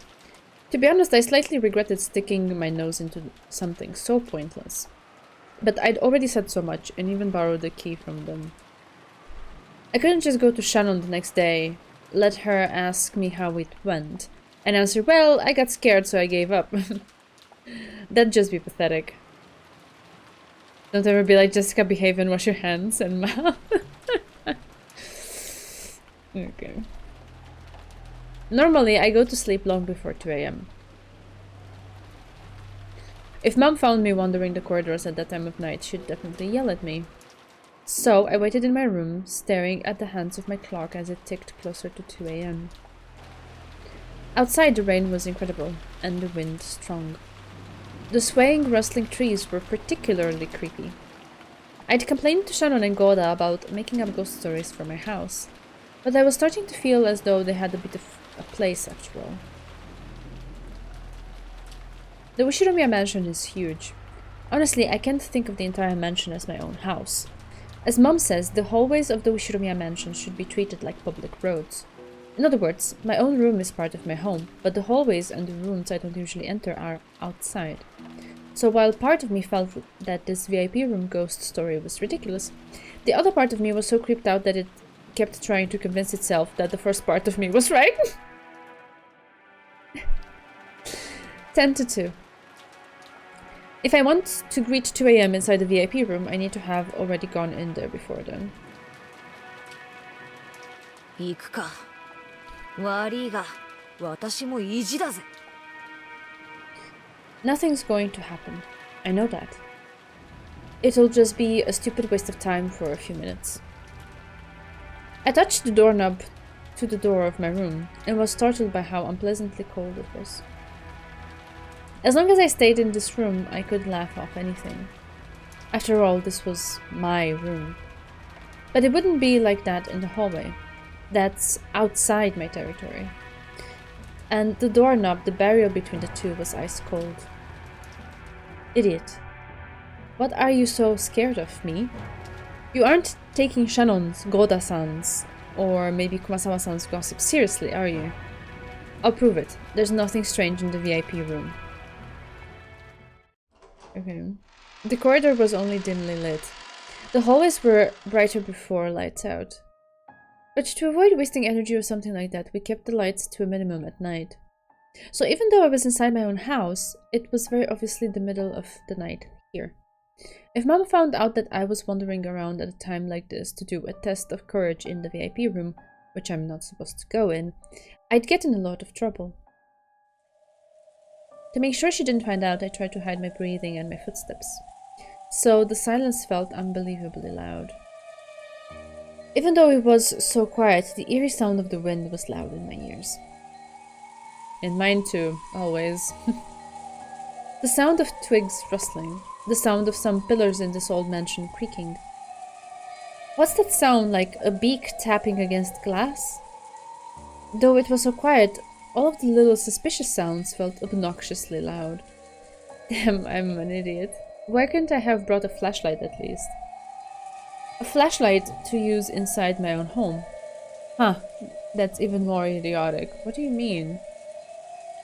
If you live in a big house and it's likely that there will be moments when there's darkness and you need to navigate or cross some space, of course you should have a flashlight. Why is that such a weird thing? Anyway. I mumbled this to myself, hoping it would drown out the sound of the wind just a little. Then I saw it. The door to the VIP room. The VIP room was supposedly reserved for important guests. However, as far as I knew, it had never been used. None of the guests who came to this mansion had ever been given the right to use this room. Though I'd been clutching the key all this time, it didn't feel warm at all.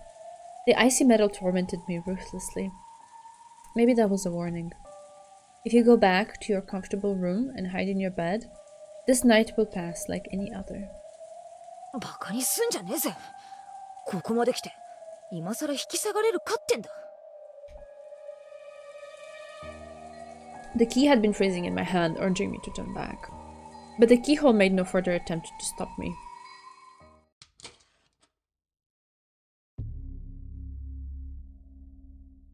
All that's left is to turn the knob, open the door, and I'll be inside the VIP room. Oh, the music, Jesus. It's not like I've never been in the VIP room. Long ago, when I would often play hide and seek or go exploring, this room that I rarely entered had seemed unusual and exciting. Everything points to a Goda jump scare.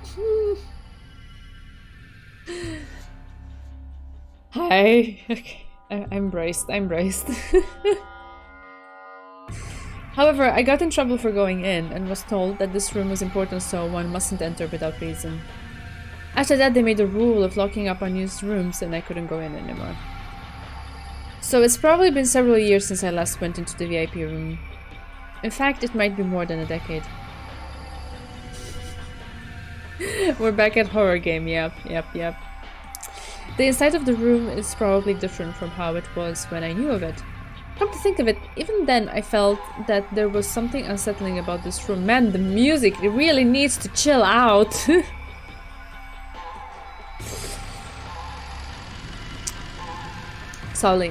Slowly, there. I pushed the door open. It was light, and even after I let go of it, it kept opening by itself, as though beckoning me in. Beyond it was a darkness as thick and heavy as ink. Even the dim light that seeped in from the corridor seemed bright in contrast. Swallowing hard, I stuck my head in, feeling about for the light switch next to the doorway. This was a horribly unnatural and awkward way to do it. Oh god. My stomach is a black hole right now. All I really had to do was step inside and search for the switch from there. Unwilling to take even a single step into the room, I timidly stuck just my arm into the darkness and felt along the wall. Oh, yay, thank you for the posture check. Alright, I think I'm sitting upright. The moment itself is making me like, so yeah, it's okay. Click. Alright. The switch, which was hardly ever used, felt stiff and lifeless. However, once the light turned on, the darkness vanished in an instant. And there, exactly as it had been, as though not a thing had changed in all these years, was the VIP room. The curtain and bed cover might have been slightly different, but maybe the chairs and the like had changed too. Still, if I had to put it in words, I'd call it the feel.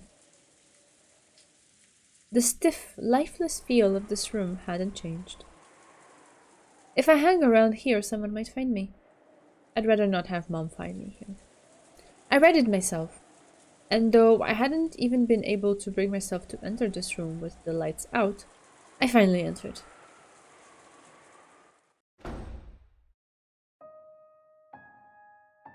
As soon as I closed the door, I felt an oppressive, suffocating sensation. Alright, I've shut myself in the VIP room. Come out, Beatrice. I looked around the room, but I couldn't see any clock. I'm not in the habit of wearing a watch around the house. Damn. Now I'm not sure what time it is. Still, I know it's only a few minutes at most. I tried to suppress my desire to use going to get a clock as an excuse to turn away from this place. Even so, just standing around like this was boring. When I looked around again, searching for something to sit on, I found something strange.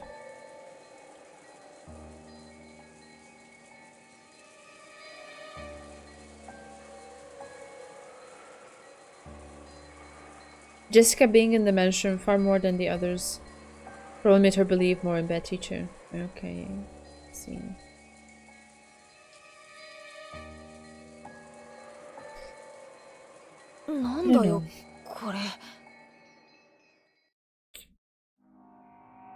Ah, that's creepy.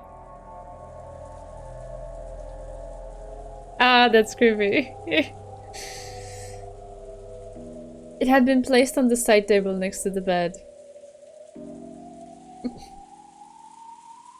If this room had been used often by someone, I'd have thought it was just one of their personal belongings. But there was no one living in this room. So it was impossible for this to belong to the room's owner.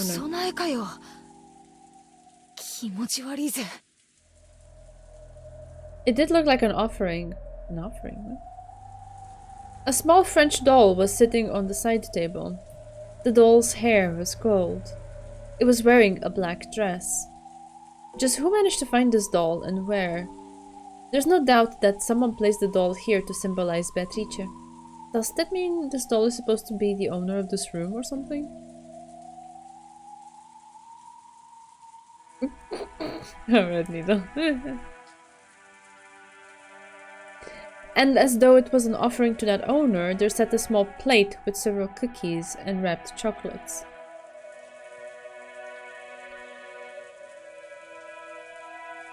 Okay.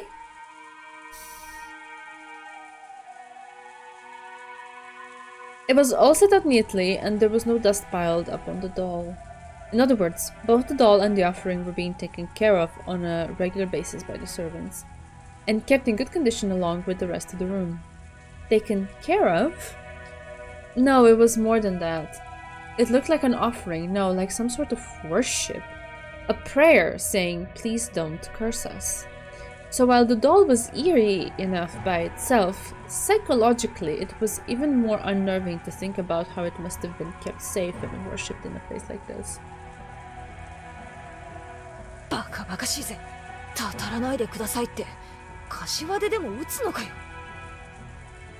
Jessica forced herself to look away from the bizarre doll. She couldn't bring herself to sit on a bed that wasn't hers. Then again, she didn't really feel like sitting down on a chair either.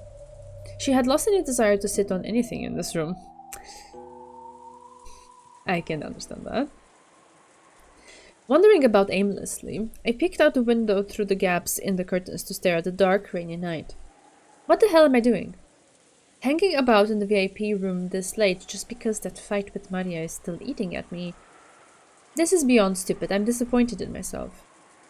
Beatrice, huh? Just when did that strange witch start living in this mansion? Grandfather's always yelling about Beatrice. Since it's apparently the name of his dead mistress, people started talking about how her ghost must haunt this mansion. There's that kid's horror story about the witch in the forest, which might be a ghost story made by the adults to stop the kids from going in there. The portrait grandfather had hung in April was really striking. April, see, I remembered right. Right, so this is a little bit after that. And there was also that weird epitaph. The creepy words on that, which sounded like some sort of ritual with human sacrifices, made the name of Beatrice seem all the more unnerving. At some point, those stories mixed together and they now say that the witch Beatrice exists. I don't believe in Beatrice, because I know she's just a fictional person made by the fusion of a few horror stories. The Beatrice who was grandfather's mistress probably did exist, but she wasn't a witch. The story of the Witch of the Forest was made up by the adults to prevent their kids from getting lost in the woods. But that was just a made-up story, not reality. In fact, I've heard that kids were once threatened about wolves living in the forest. Apparently the kids realized that wolves couldn't exist on the island, so it was changed to the witch. I see. When the portrait was hung, that once vague character suddenly had a face, and people acted as though she'd been around since long ago. That's right, it's all a ghost story someone made, a fiction. And Maria calls Beatrice her best friend, and the servants worship her like a household shrine. I just don't get it, and it creeps me out.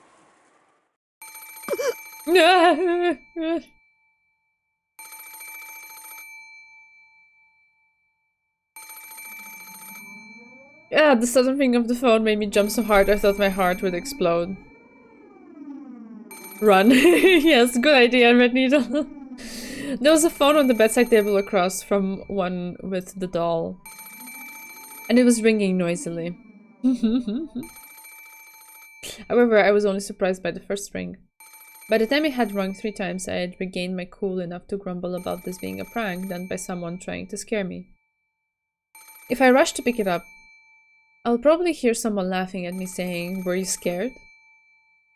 Read with your eyes closed. Oh no! Oh no! Oh no! I thought about ignoring it instead, but it kept on ringing incessantly.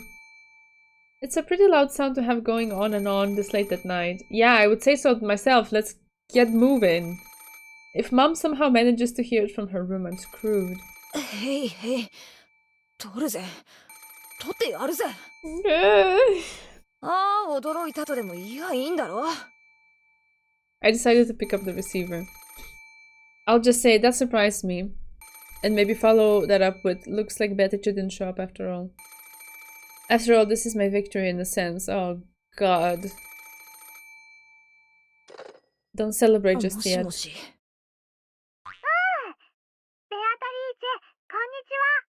Oh, it's Maria, okay.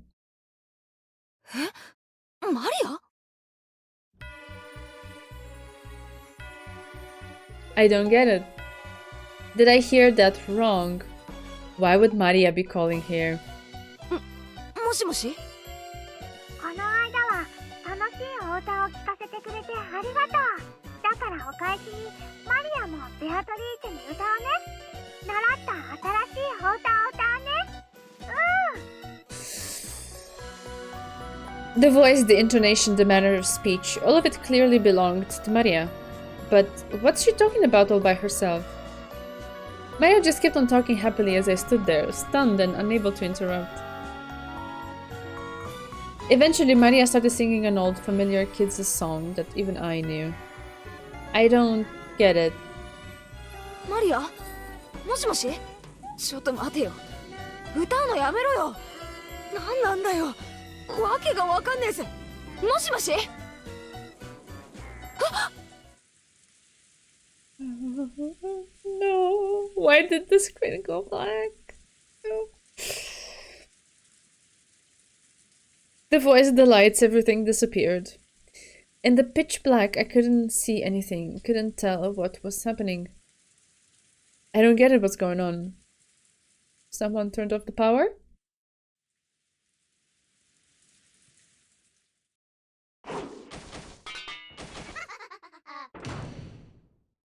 What are those sounds supposed to mean?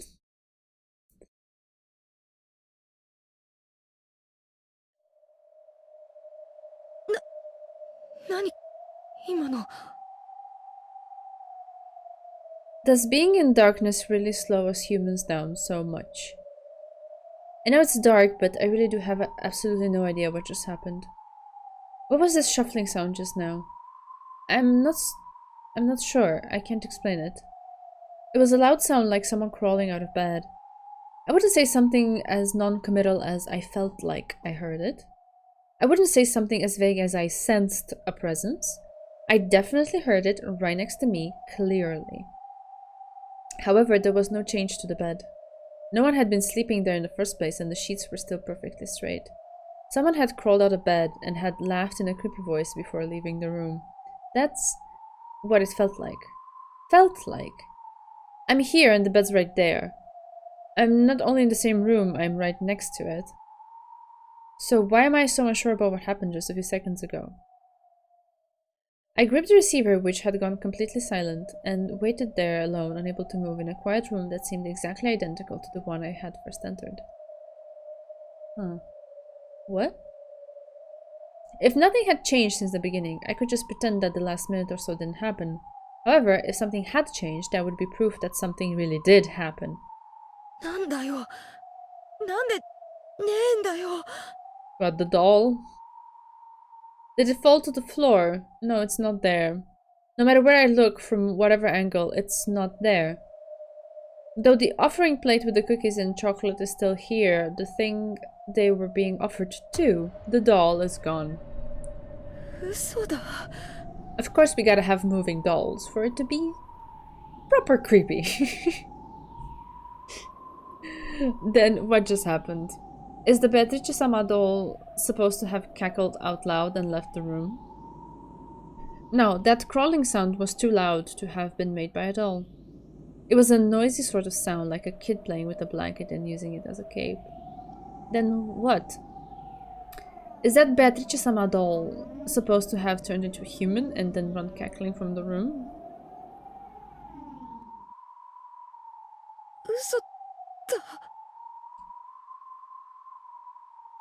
After that, nothing happened. The doll alone disappeared, and nothing else changed. In a VIP room that had remained completely unchanged and was filled only with the sound of wind and rain, I stood there, too shocked to move. 人形は結局見つかったのか？物陰からベッドの下まで探したさ。それこそ中に入り込んでまで。yeah, I'm pretty sure as well. There's just something about dolls and the dark that just spells creepy. でも見つからなかった。一体あの部屋で何があったと考えてる？ Someone was hiding. And after she came in and was busy with the phone, they like staged the whole thing. How did they turn off the lights though?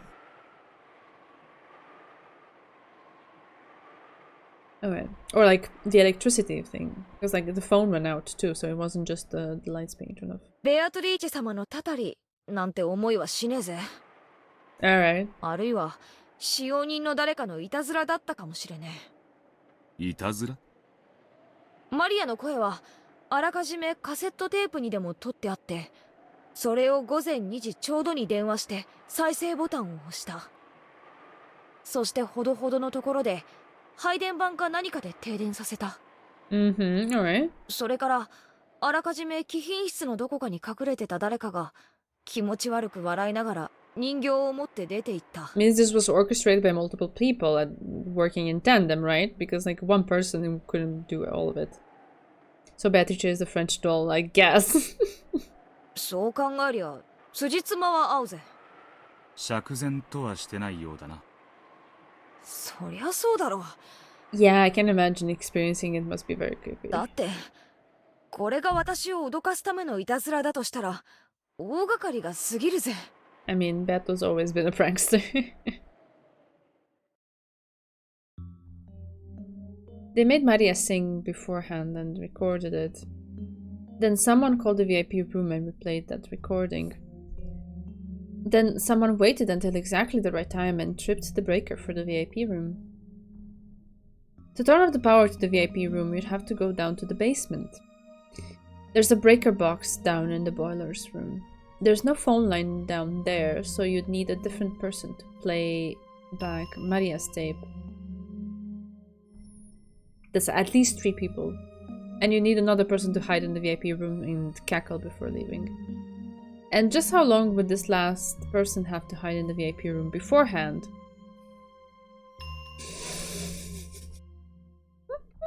Oh, needle. Pretty much, I suppose. How long would they have to hide in the pitch black VIP room under the bed, for example? Waiting to scare Jessica, who might or might not come. I guess they are a very patient person. あるわけもねえぜ。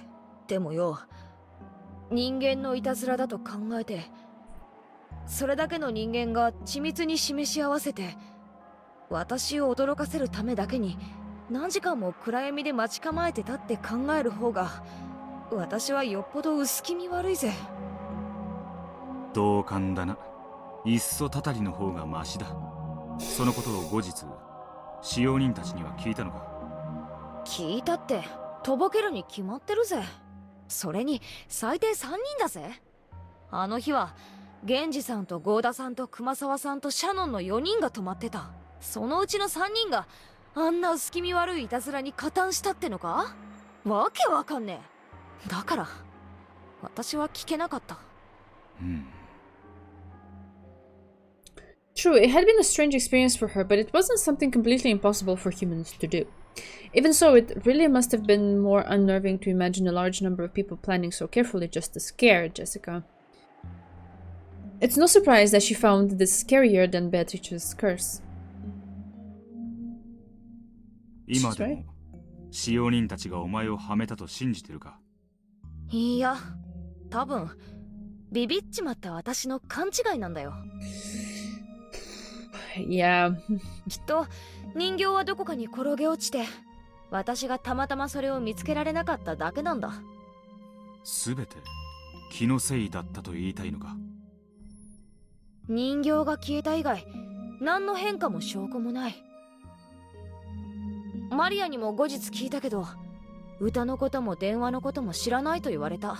とぼけたのか本当に知らないのかはわからないけれど、とにかくあの晩のあの出来事は私が確かにあったと言い張ってるだけで何も証明することができない。皮肉だな。たとえお前が本当にベアトリーチェに会ったと言っても、それを証明できないのと同じだ。しばらくはショックだったけど、時間が経ってあれは臆病な私が落雷か何かで一瞬だけ停電したのにびっくりして。I mean, that's what they would want you to think as well, right? 庭木の枝がちぎれてバサバサ落ちる音を誤解したんじゃないかなって思えるようになった。笑い声は？変な鳥の鳴き声とか、とにかくそう聞こえてしまう何かの聞き間違いだったかもしれねえ。私は強がってるだけで、本当は信じられないくらい臆病だったんだ。だからあんなことがあったように誤解してしまったんだ。そう考えるようにして、あの晩のことを忘れようと自分に強く言い聞かせた。すべては闇の中か。人間忘れようと思えば結構できるもんだよな。以来ベアトリーチェという言葉を聞くたびに嫌な気持ちがこみ上げる。でもそれを顔に出さないように努めてる。おしまい。私に話せるのはこの程度の話だけだぜ。情けない話だから、誰にも内緒に私がビビリだったって誰にも知られたくねえからな。わかった。最後に一つだけ質問したい。貴賓室のことで？違う。食堂でのことだ。食堂？お前の階段の直前の親族会議の日、食堂には親族全員が揃ったな。ああ、当時はまだバトラは戻ってなかったけど、それ以外は全員いたよ。もちろんじいさまは除くぜ。演者は腹痛で空席だったな。They were saying that Kirie also... Oh wait, are they talking about lunch or dinner? Right, probably dinner. Okay. それはお前の隣の席だな。そうだぜ。それはお前の右の席だったか。そうだぜ。右の席だよ。それが何か？あれ？おかしいな。どうして右？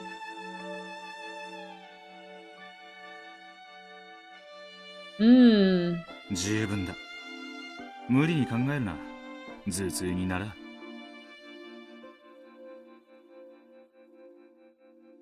どうしたんだい、ジェシカ。Is it because Leon was not there? 何を悩んでるんだい？いや、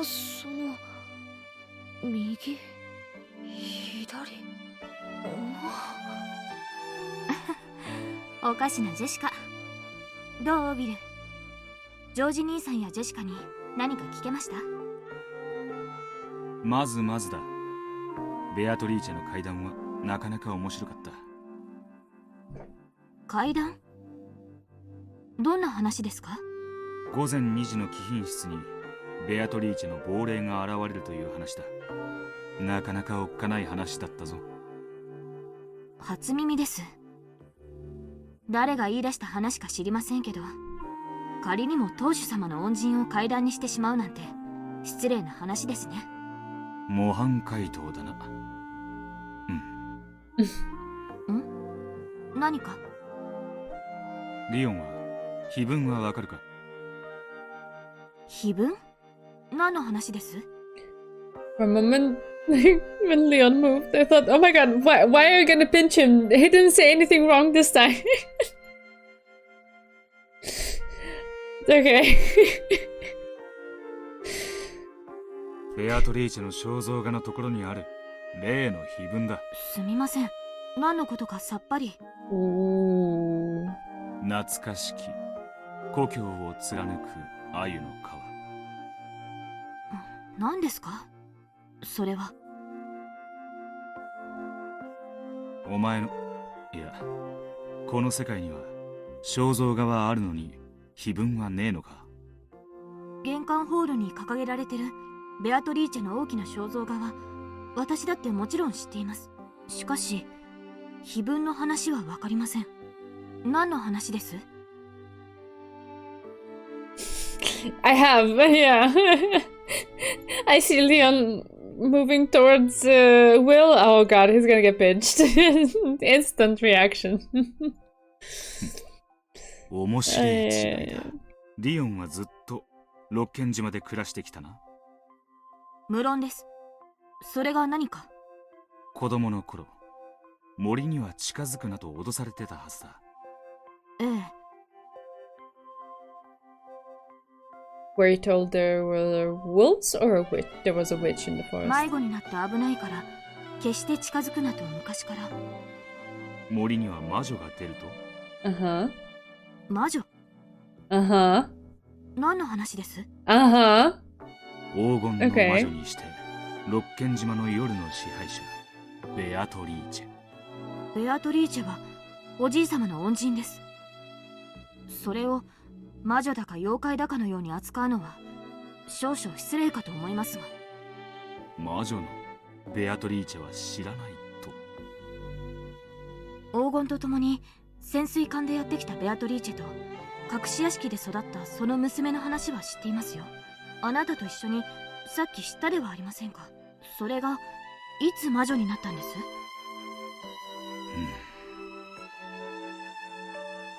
なるほど、そうきたか。では森に入ると何が出ると脅された？森には狼が住んでるから近寄るなと。Wolves, alright. 魔女でなく狼か。なるほどな。面白い。私は面白くありません。何の話です？魔女って何のことですか？こっちの話だ。最後にもう一つ聞きて。どうぞ。親族会議の食堂でお前の右には誰が座ってる？私の向かいは妹のジェシカ。その次の序列はエヴァおばさんの息子になります。だからジョージ兄さんですけれど。それが何か？なるほどな。紛らわしく入り混じってやがる。だが面白い。私には全然さっぱりですが。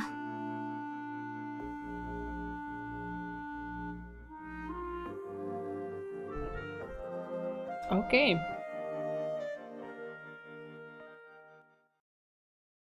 Perfect spot to make a save. Here's the culprit. Ooh, interesting.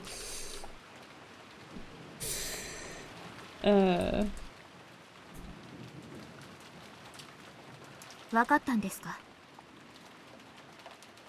Right. Here we are. It's perfect. We finished the chapter. We're at the exact 2.5 hour mark. Perfect spot to leave it here.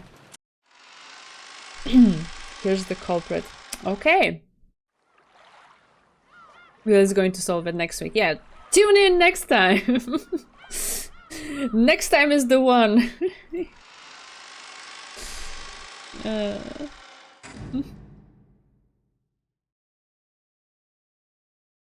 Tune in for next episode of When They Pinch. Oh god, sick. Yes, true. Yeah, thanks for being there, babe. Alright. Tiredness. Oh.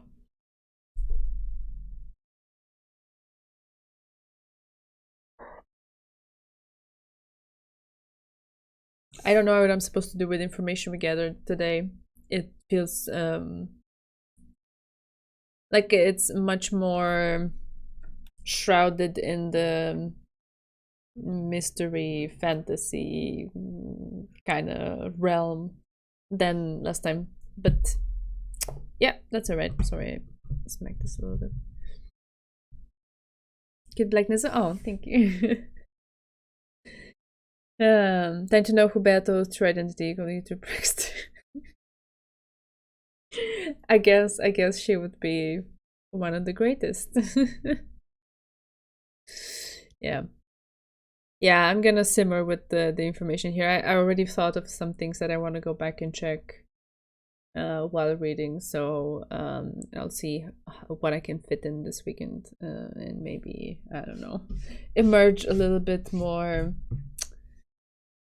if any, at the very least, at least with my memory a bit more refreshed than, because right now I feel like some things are connecting to things that I don't remember so well, so I'm struggling. But yeah, it's okay. This was cool. I'm curious to keep going. So yeah, we will get back at that following the usual schedule next week. So Tuesday, Thursday, I will be here. Yep. 27th, 29th. Yes, those are the dates. Yeah. For now, I'm running on kind of low sleep, so I'm not very energetic, nor do I have things that are too intelligible to say, so that's kind of what I have. Thank you for joining me. This has been super pleasant. You're really, really nice to have around in the chat.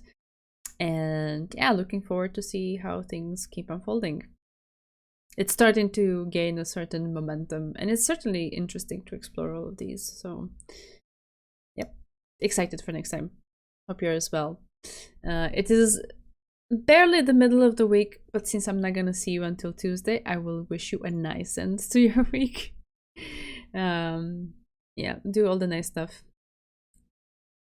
I guess the reason Will asks about the seats correctly. Okay. Well, when some things are in front of me, sometimes even I can't not see them. Right. Yeah. Yeah, okay, thank you. I figured one thing out. Yeah. Anyway, yeah. I hope your week progresses nicely. Hope you have a nice, refreshing weekend, and I will see you again next Tuesday. It's a long time from now till Tuesday, but hang in there.